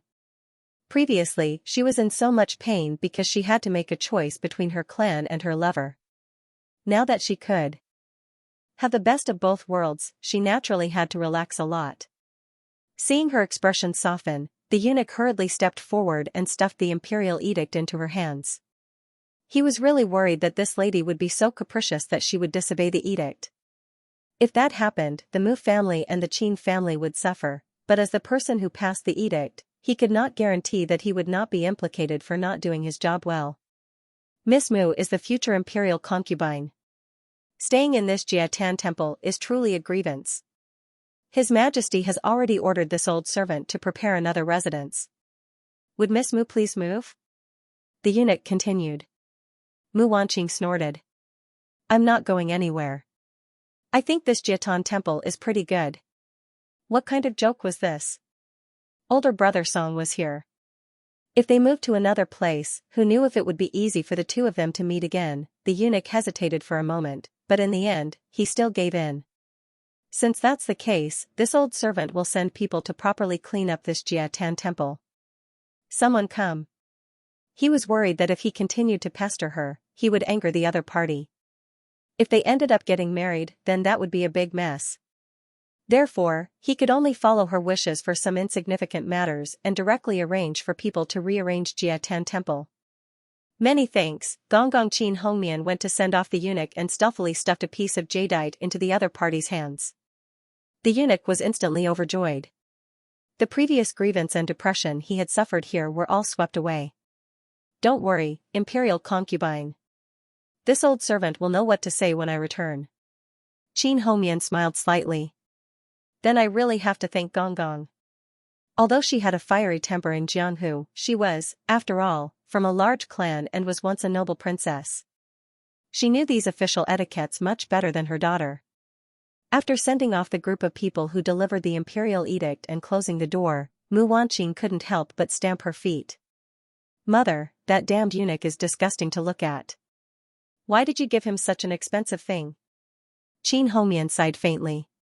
Wanner, you're still young and don't understand the dangers of the world. As the saying goes, it's easy to see the king of hell, but difficult to deal with the little demons. If you offend the emperor's personal attendants and go back to stir up trouble, there will be endless trouble. Princess is right. At this time, Song Qingshu and Yelu Nanxian also walked out from the inner room. Hearing him call her princess and thinking of the situation that night, Qin Hongmian felt uncomfortable all over. If it wasn't for the fact that there were other people present, she would have most likely fled. Seeing her lover, Mu Wanqing hurriedly explained. Brother Song, I really don't want to marry that emperor, it's just, Song Qingshu nodded. Wan Mei, I know. You are worried about this clan. Are we really not fated to be together? Mu Wanqing suddenly bit her lip. How about we don't care about anything and you take me away? At the side, Qin Hongmian, no wonder everyone said that girls were extroverted, it really was so. This scene was somewhat familiar. She couldn't help but think that she had been like this in the past, but at that time, she didn't have a man like Song Qingshu to rely on. Now that you have a lover, you don't want your mother, don't want your uncles? Qin Hongmian felt that she needed to show some of the dignity of a mother. Otherwise, this little girl would really turn the sky upside down. Song Qingshu also couldn't help but laugh. He stroked Mu Wanqing's hair and comforted her. Don't worry, it's not as bad as you think. If you don't believe me, look at Nanxian Mei. She was the crown princess before and had to shoulder the fate of 2 countries. The pressure she faced was greater than yours. Didn't I also take her out of the abyss of suffering? Seeing the other being so intimate with her daughter in front of her, Qin Hongmian opened her mouth but didn't say anything in the end. At the side, Mu Wanqing's eyes lit up. Really? Of course it's true. Yelu Nanxian had originally felt a bit uncomfortable because of her previous attitude, but seeing her like this, she couldn't help but think of her own situation in the past. She couldn't help but sympathize with her, so she roughly explained the matter of her marriage. Hearing the shocking turn of events, Mu Wanqing couldn't help but admire her. Xianxia, you are really brave. If it was me, I probably wouldn't have done as well as you. Although she had been jealous before, compared to the current situation, that little bit of jealousy was nothing.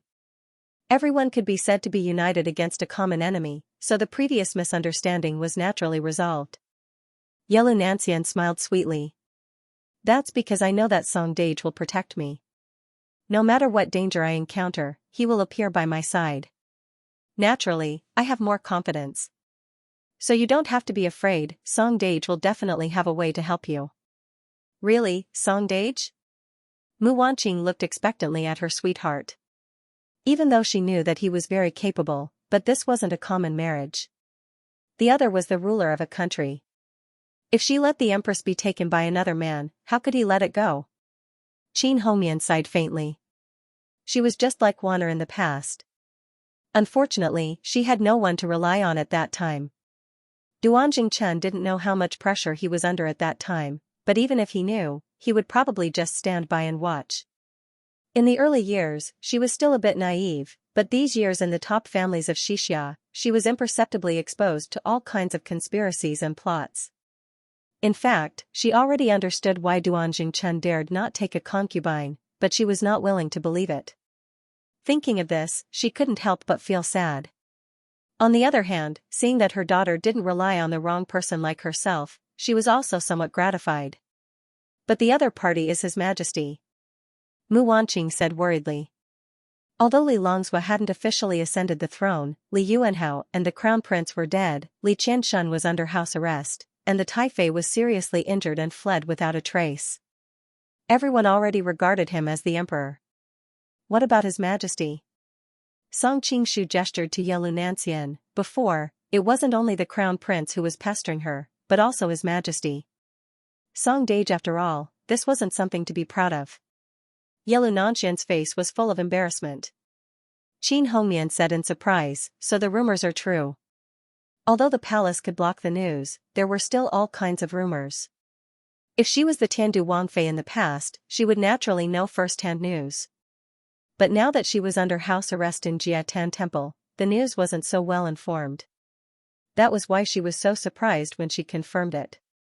Xianxia blushed and told the whole story in a low voice, making Qin Hongmian indignant. Men really aren't good, they even want to steal their daughter-in-law who is prettier. Mu Wanqing, who had been instilled with similar ideas by her mother since childhood, also agreed, that's right, men aren't good. For some reason, as soon as she finished speaking, the three women looked at Song Qingshu at the side. Song Qingshu's hair stood on end from being stared at. He coughed to hide his embarrassment. You guys talk slowly, I'm going out to inquire about the news. After saying that, he didn't wait for the others to ask him to stay, and almost disappeared like a wisp of smoke. Xianxia had been feeling awkward staying here alone. She wanted to call out to him, but he was nowhere to be seen. However, thinking of his guilty expression, she couldn't help but laugh out loud. Coincidentally, Mu Wanqing, who was at the side, also laughed at the same time. The two women looked at each other in astonishment and couldn't help but smile. After the storm just now, the two women had long since let bygones be bygones. After all, it could only be considered as internal trouble between them, which was a small matter. Now, external trouble was the most important matter. After Song Qingshu left Jiatan Temple, he made some inquiries in the city and had a vague idea of what was going on. Originally, when Li Yuanhao and the others had just died, there was going to be a grand funeral in the country. But soon, a court official suggested that the country could not be without a ruler for a day, and advised Li Longzhou to ascend the throne for the sake of the country's interests. Li Longzhou speculated again and again, but in the end, he could not refuse and ascended the throne. The method of persuasion has always been like this since ancient times. Song Qingshu sneered inwardly. The court officials of all dynasties loved to do this kind of thing with little capital but great profits. After all, compared to founding the country with the emperor, fighting for the country with a mountain of corpses and a sea of blood, it was too risky. But it was different in times of peace. Those who were persuaded to ascend the throne would also have the merit of supporting the emperor. At least for 3 generations, they could enjoy unlimited glory, so naturally, they would rush to do it. However, not just anyone could persuade them to ascend the throne. Usually, it was the new emperor's trusted aides or people with prestige. This time, the persuaders were led by Gao Huaichang and Mao Weijing. Both of them were people who firmly stood on Li Liangzuo's side during the coup. But there was another person who surprised Song Qingshu, Qin Shi. No wonder the Qin family would betray the crown prince and side with Li Liangzuo. It turned out that they had already made an exchange of benefits. The reason why Li Liangzuo chose Mu Wanqing as his empress was not just because of her stunning beauty, but also because he wanted to return the favor and draw the Qin family to his side. In addition, Mu Wanqing was nominally a daughter of the Mu family. Although the Mu brothers were dead, the Mu family controlled half of the Western Xia's army back then. Apart from these court officials, Li Liangzuo still had the great general Helian Taishu under his command, as well as the Class 1 Hall, which was led by Duan Yanqing, the Imperial Guards, which was led by Li Yenzong, Morong Fu, the Heavenly Mountain Maiden Spirit Vulture Palace, the people from the 36 islands and 72 caves, and the experts of the Kongtong sect. All of them were a powerful force.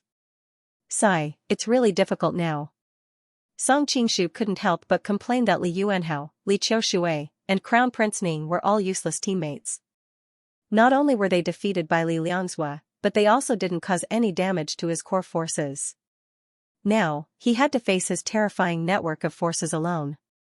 There was really a great disparity between him and his enemy. Of course, if the real forces behind Song Qingshu were taken into account, Li Liangzuo's current strength was not worth mentioning. But the problem was that those forces couldn't be used openly. This is a double-edged sword. Taking a shortcut to seize power means that the foundation is not so stable. Song Qingshu sighed secretly. He didn't know when he could completely turn the forces under his command into his own. After strolling for a while, he came to the vicinity of the Xixia Imperial Palace. An idea came to Song Qingshu's mind and he decided to enter the palace to have a look. Last time, he only had time to rescue Li Qiushui. This time, he might as well seize the opportunity to rescue Li Qianshun and Li Qinglu. At that time, he could also make Li Liangzuo suffer a lot. He captured a guard in the Imperial Palace and asked him where the two were imprisoned. Then, he knocked the guard unconscious and rushed to Li Qianshun's place. Although he had a better impression of Menggu, one Li Qianshun was more useful than 10 Li Qinglu in this kind of struggle between the imperial court and the common people. But to his surprise, when he arrived at the place where Li Qianshun was imprisoned, he found that the place was empty. Not to mention Li Qianshun, even the guards were few. Strange. Song Qingshu knitted his brows and hurried to the place where Li Qinglu was imprisoned. What made him heave a sigh of relief was that the courtyard where Li Qinglu was imprisoned was heavily guarded. It was obvious that she was still imprisoned there. Although there were layers of guards, it was not a problem for Song Qingshu. He quickly found a gap and sneaked in. At this time, Li Qinglu was sitting on the window. Her figure was delicate and graceful. Although her face was covered, one could still sense her distress from her slightly knitted eyebrows. She was gazing into the distance as if she was yearning for the air outside. Song Qingshu was about to show himself. Suddenly, he felt a jolt in his heart and continued to hide. Before long, Li Qinglu slowly said, "What are you doing here?" At this time, the door was pushed open and Li Yenzong slowly walked in. He waved his hand to the guards behind him and motioned them to leave. "Your Excellency Li, I'm afraid this is against the rules," several guards said with an embarrassed look on their faces. "Why? Can't I order you?" Li Yenzong snorted coldly. He slammed his palm on the pillar beside him and made a handprint on it. The guards looked at each other in dismay and finally retreated. "Tisk, TSK, TSK. I thought you would be a high-ranking official with a generous salary. In the end, you can't even command a few ordinary soldiers," Li Qinglu said sarcastically. Li Yenzong's face darkened. "Princess, you don't need to worry. Why did you ask me to come here?" Li Qinglu smiled slightly. "Originally, I only had a 30% chance of persuading you. But after seeing the situation just now, I am now 100% confident." Song Qingshu's heart moved. It seemed that Li Qinglu had some kind of plan. He just didn't know what it was. "Tell me." Li Yenzong snorted. He was worried that he would be ambushed by a trap.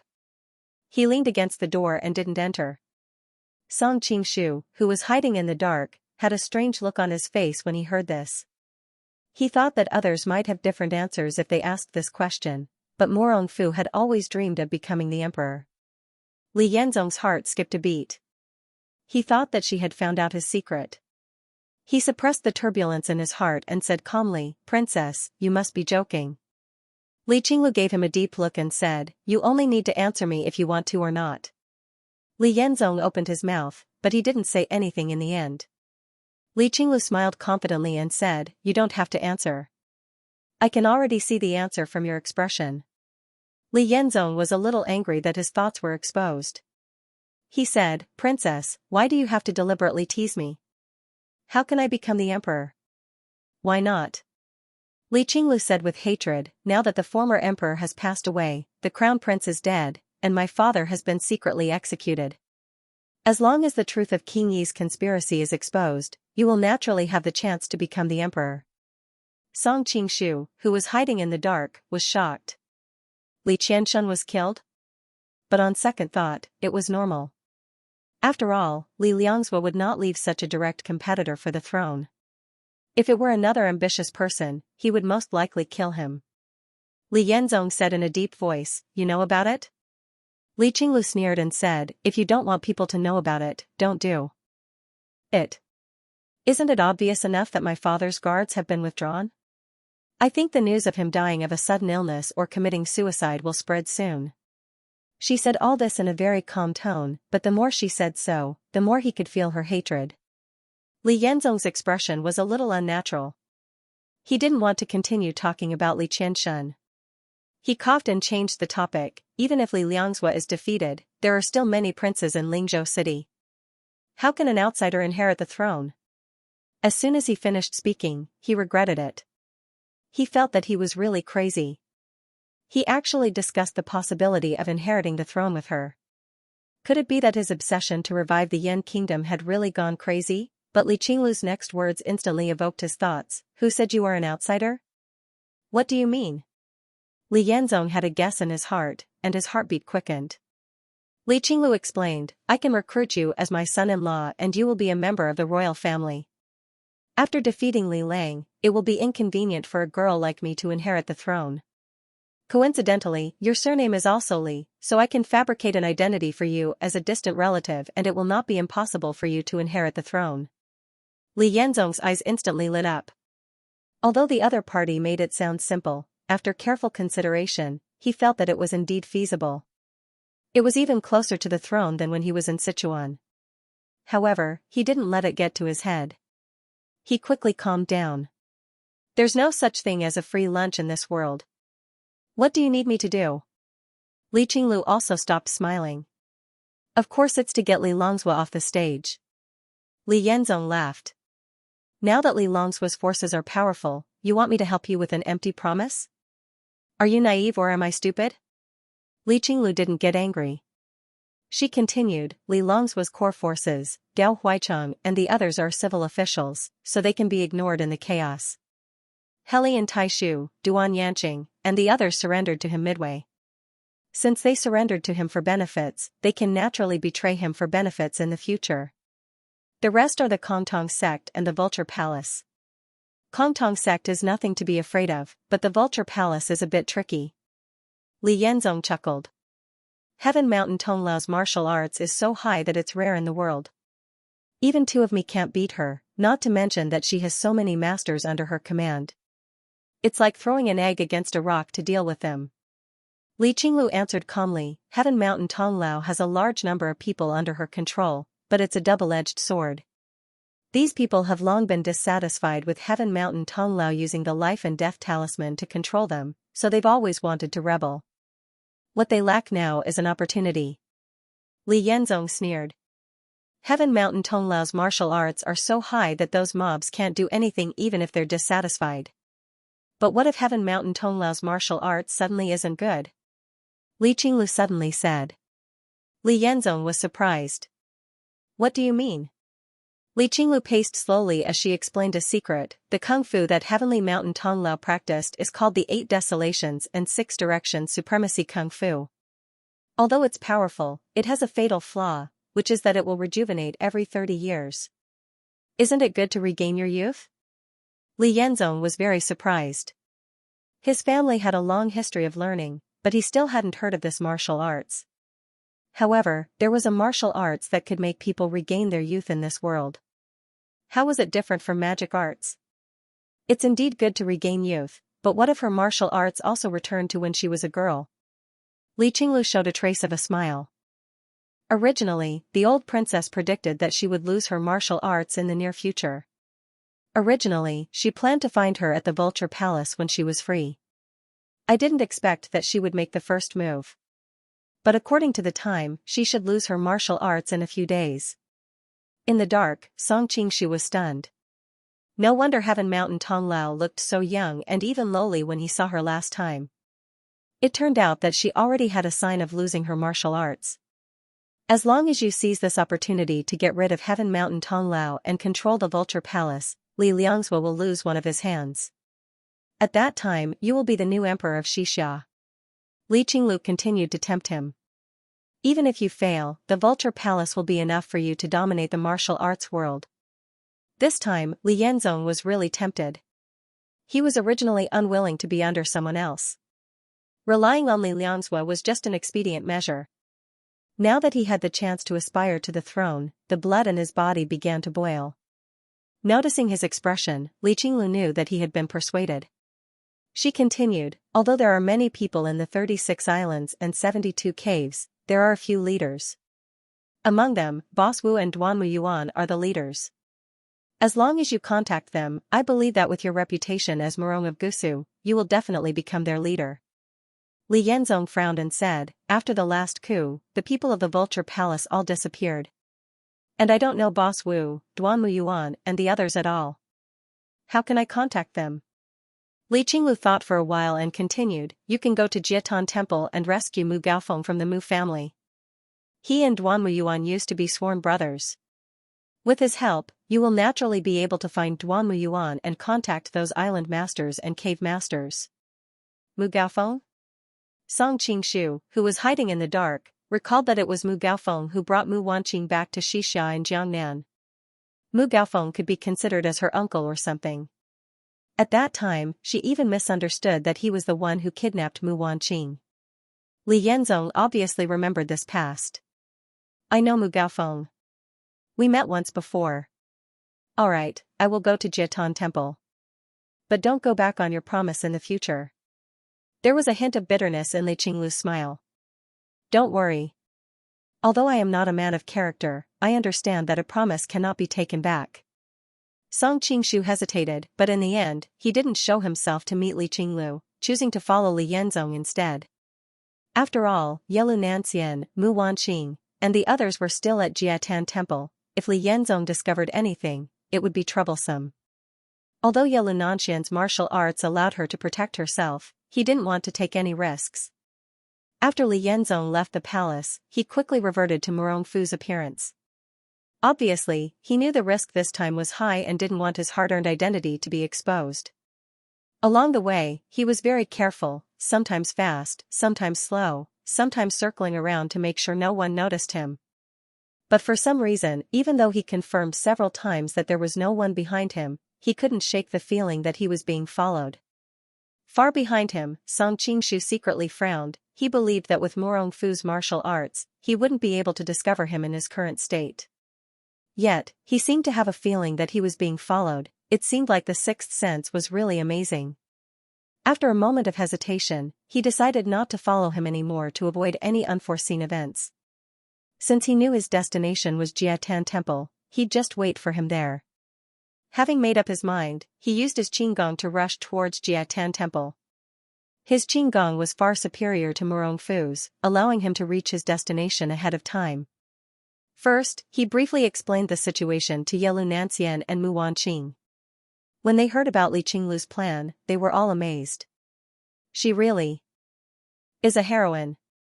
Yelu Nanxian had fought with her before and originally held some grudges, but now that she was able to think of a way to fight back in this desperate situation, she couldn't help but admire her. Brother Song, what do you plan to do next? Help Li Qinglu or? Mu Wanqing originally wanted to say help Li Qinglu or Li Liangzhua, but when she remembered her engagement, she immediately understood. How could she help Li Liangzhua? Of course I'll help Li Qinglu, but I need to learn from last time's lesson. I can't let Morongfu take advantage of me. Song Qingshu had a strange look in his eyes. Pulling the two girls over, he roughly explained his plan. After listening, the two girls were surprised. Although it's hard to believe, with your abilities, it's a good plan. The two girls looked at each other and smiled. Although it's hard to believe, with your abilities, it's a good plan. The two girls looked at each other and smiled. Don't worry, we'll take care of ourselves. Song Qingshu nodded and pulled Mu Wanqing along to look for Mu Gaofeng. With her directions, it didn't take them long to find their target. Mu Gaofeng obviously did not expect that his niece would bring a young man to find him. Just as he was about to ask about the other party's identity, Mu Wanqing had already asked a series of questions in rapid succession. Although Mu Gaofeng had a bad reputation in Jianghu, he still doted on his niece. He subconsciously answered her question. I met Duan Muyuan a few days ago. He said that he had something big planned and invited me to help him. However, before I could leave, something happened to your father and the others, and we've been put under house arrest here. Did you agree on a place to meet? Mu's mother asked. I think it's Lone Dragon Peak, 100 miles west of Lingzhou City. Gao.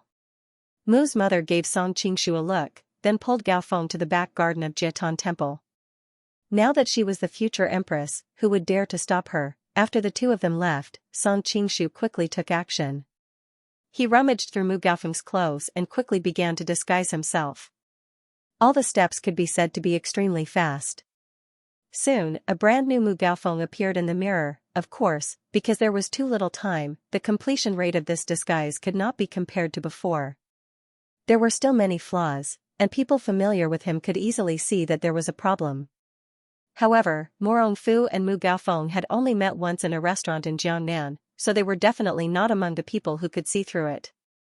Not long after he finished, Morongfu's voice came from outside the window. Northern Ming Camel, Gaofeng. Is Mr. Mu inside? Originally, with his lightness skill, even if he was not as good as Song Qingshu, the difference would not be so exaggerated. The main reason was that he was too paranoid. After taking a few detours and confirming that there was no one following him, he hurried to Jiatan Temple, giving Song Qingshu time to prepare. Song Qingshu coughed twice and imitated Gaofeng's voice, saying, "Which scoundrel is hiding in the shadows?" When Morongfu heard the word scoundrel, he was secretly angry. However, now that he needed the other party's help, it was not good for him to lose his temper. He could only suppress his temper. I am Gusu's Morongfu. Greetings, Mr. Mu. Huh?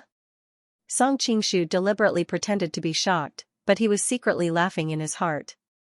He walked over and opened the door. So it really is Prince Morong. Morongfu was startled. Only then did he remember that the two of them had met once in Jiangnan. He could not help but laugh. Mr. Mu is still as graceful as ever. Song Qingshu imitated Gaofeng's voice and laughed. Prince Morong, you are talking nonsense. How can an old hunchback like me be graceful? This was also what made him the most depressed. Normally, there would be a problem with changing one's appearance. However, this was not a problem for him. With his current skills, he could learn any bone shrinking skill without a teacher. However, in the past, there was not much difference. Unlike Gaofeng, who was short and hunchbacked, it was really difficult to learn.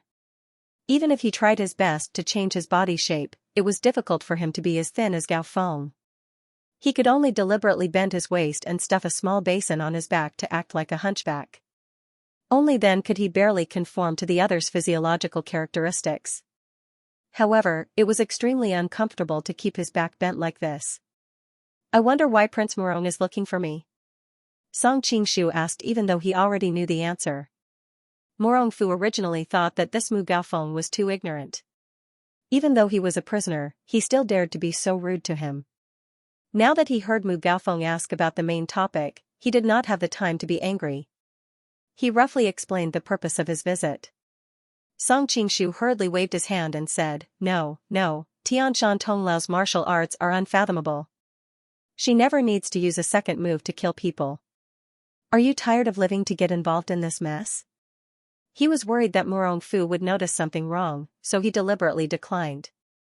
Morongfu hurriedly said, Tianshan Tong Lao is no longer the Tong Lao she used to be. The martial arts she practices will rejuvenate every 30 years. Each time, her martial arts will dissipate. This is when she is at her weakest. Really? Song Qingshu pretended to be overjoyed. Morongfu snorted and said, My Morong family is somewhat famous in the martial arts world.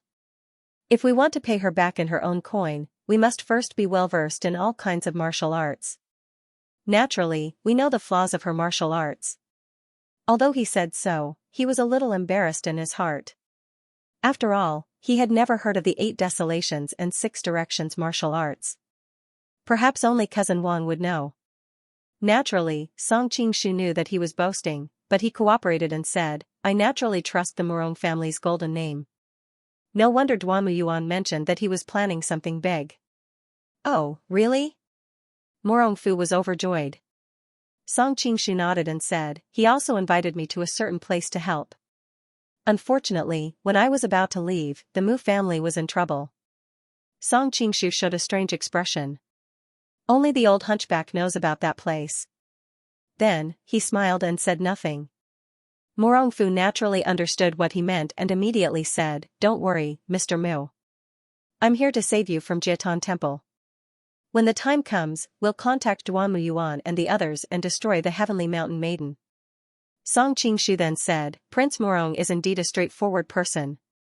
If we can get the famous Prince Morong's help, we will definitely succeed. When the time comes, the masters of the 36 islands and 72 grottos will definitely remember Mr. Mu's great kindness. If there's anything you need in the future, we will definitely go through fire and water to help you. This just happened to scratch Morongfu's itch. He did so much for the sake of reviving his country in the future. Although there were good and bad people in the 36 islands and 72 grottos, there were still a lot of people with special abilities. They were a force that should not be underestimated, and they might even be of help to his great cause. Soon, Morongfu left Jiatan Temple with Mu Gaofeng. The security at Jiatan Temple was not that tight, and naturally, they could not stop him. After leaving Jiatan Temple, Morongfu could not help but ask, where should we go next? Let's get out of Lingzhou City first. Song Qingshu thought to himself. Although Mu Gaofeng had told him something, Duanmu Yuan and the others might not still be there. But since things had come to this, he could only try his luck. What about now? Lingzhou City was currently heavily guarded, but with such a big city, there would always be a chance to sneak out. After leaving the city, Morongfu asked again. He always felt that Mu Gaofeng was not straightforward enough, but he could not help it since he had a request. Let's head west. Lone Dragon Peak is about 100 miles away. Song Qingshu did not test Morongfu's patience anymore, lest they had a conflict and waste time. Morongfu nodded. He had been lurking in Class 1 Hall of Western Xia for many years, and he was quite familiar with the surrounding terrain. He knew that Lone Dragon Peak was a rather dangerous place, and it was the most suitable place for people to kill and steal. Western Xia's Lingzhou was a horse-producing area, and as long as they did not buy it on a large scale and send it to the southern Song dynasty, no one would care. The two easily bought 2 fine horses and headed west. Several hours later, the curtain of night fell. The two of them found that the mountain path had become more and more rugged. So, they left the horses behind and switched to walking on foot. Both of them were experts in Jianghu, so it was not a problem for them. However, they noticed that the weeds on both sides of the path were growing longer as they walked. Song Qingshu frowned and said, I'm afraid we've taken the wrong path. The turn ahead is most likely incorrect. He was not familiar with Xixia's territory, so he had no confidence in his heart. Morongfu also frowned. Although he knew about Lone Dragon Peak, he had never been here. For a moment, he did not know whether they had gone the wrong way or not. Let's find a cave or a broken temple and sleep for the night. We'll find another way tomorrow when we can see better. Song Qingshu had a strange look on his face. He thought, if I'm with your cousin, Miss Wang, I don't mind sleeping in the wild. But now we're 2 men, it's really weird. Morongfu had not experienced the baptism of gay culture in the later generations, so he did not know what he was thinking. Otherwise, he might immediately draw his sword against him. He thought that his lightness skill was better than Mu Gaofeng's, so he automatically ran out to find a shelter. The road was rugged, and there was no cave or broken temple. After running for several miles in one breath and turning a hill, he suddenly saw a light in the valley on the right. Morongfu was overjoyed. He turned around and shouted, "Mr. Mu, there's a house here." Hearing his voice, Song Qingshu rushed over. He looked from a distance and said, "Unexpectedly, there's a house in this desolate area. I'm afraid they're not good people." Morongfu laughed aloud. "Mr. Mu is worrying too much. It looks like they are just a hunter or a farmer. Besides, with our martial arts skills, we don't need to be afraid of anything." His words were deliberately trying to put gold on Mu Gaofeng's face. Although Mu Gaofeng was known as the bright camel of the northern frontier, his martial arts skill could only be considered second-rate in Jianghu. How could he be compared to their Morong family? Naturally, Song Qingshu understood his intention. While exchanging some pleasantries with him, he walked briskly toward the light. The light was quite far away. Even after walking for a while, it was still flickering. They could not see the house clearly. Morongfu frowned and said, "This light is a bit strange." Actually, Song Qingshu had already seen what was going on. Just in time, he said, "Hold on, Prince Morong. Look, it's a green light." Morongfu focused his gaze and saw that the light was emitting a green glow. It was different from the usual dark red or dusky yellow lights. He quickened his pace and walked another mile towards the green light. He could see it even more clearly. Instead of being surprised, he said happily, "Could it be that this is the gathering place for the people of the 36 islands and 72 caves?" Suddenly, a faint voice flew over. "Who is this little bee ****? How did he know that we are gathering here? Could it be that the news was leaked?" The voice fluctuated between high and low, intermittent and continuous. It was extremely uncomfortable when it entered one's ears, but every word could be heard clearly. However, at this moment, his tone was filled with fear. Morongfu grunted. He came in a hurry, and before he could even see the person in question, he was called a little bee ****starred by some random cat or dog. Naturally, he was a bit angry. From the voice, he could tell that the person who spoke was not weak in terms of internal energy. However, it was not necessarily first-rate martial arts. The purpose of this trip was to subdue the people of the 36 islands and 72 caves for his own use. If he did not show them what he was capable of, how would these people who lived on the edge of a knife be willing to listen to him? Thus, he exhaled and shouted, "Little bee ****starred, who are you talking about?" Although he did not know the lion's roar, his voice was mixed with an extremely high level of internal energy. His voice shook the valley. Everyone's ears were ringing loudly, and then they heard a miserable cry, "Ah," coming from the green light. In the silent night, Morongfu's who lingered in the air. Along with the scream, it made everyone's hair stand on end. Song Qingshu nodded to himself. Though Morongfu had been defeated many times by the best of the best, in the entire Jianghu, he was still at the top of the pyramid. Based on the person's scream, his injuries were not light. Perhaps he was already dead.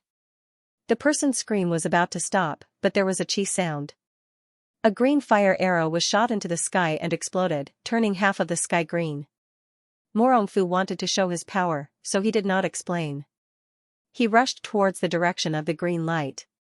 Then, he heard two shouts. It was obvious that Mu Gaofeng had started fighting with someone. Then, in the dim light of the green fire, 3 black shadows flew up and crashed into the mountain wall. It was obvious that Mu Gaofeng had finished them off cleanly. Morongfu was secretly surprised. He had underestimated this damned hunchback.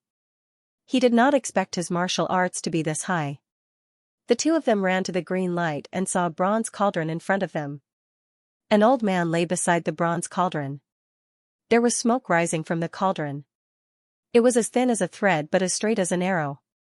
There was a saying character carved on the foot of the cauldron. It was formed by a few small snakes and centipedes. It was copper green and looked like an antique. Song Qingshu said, "It's the Sang Tu Gong of Western Chuan's Jade Phosphor Cave." Morongfu looked at him in surprise. Mr. Mu is indeed knowledgeable. He was known to be knowledgeable, but he did not know anything about this Sang Tu Gong. However, he did not suspect anything. He only thought that Mu Gaofeng had traveled to the west and was more familiar with the martial artists here. Song Qingshu smiled. Though his martial arts were high, he was not as knowledgeable as Wang Yuyan. The reason he knew the other party's identity was because he had read the original work. This mark was too obvious. End of chapter 1774. Don't forget to subscribe, like, and share the video to support the channel.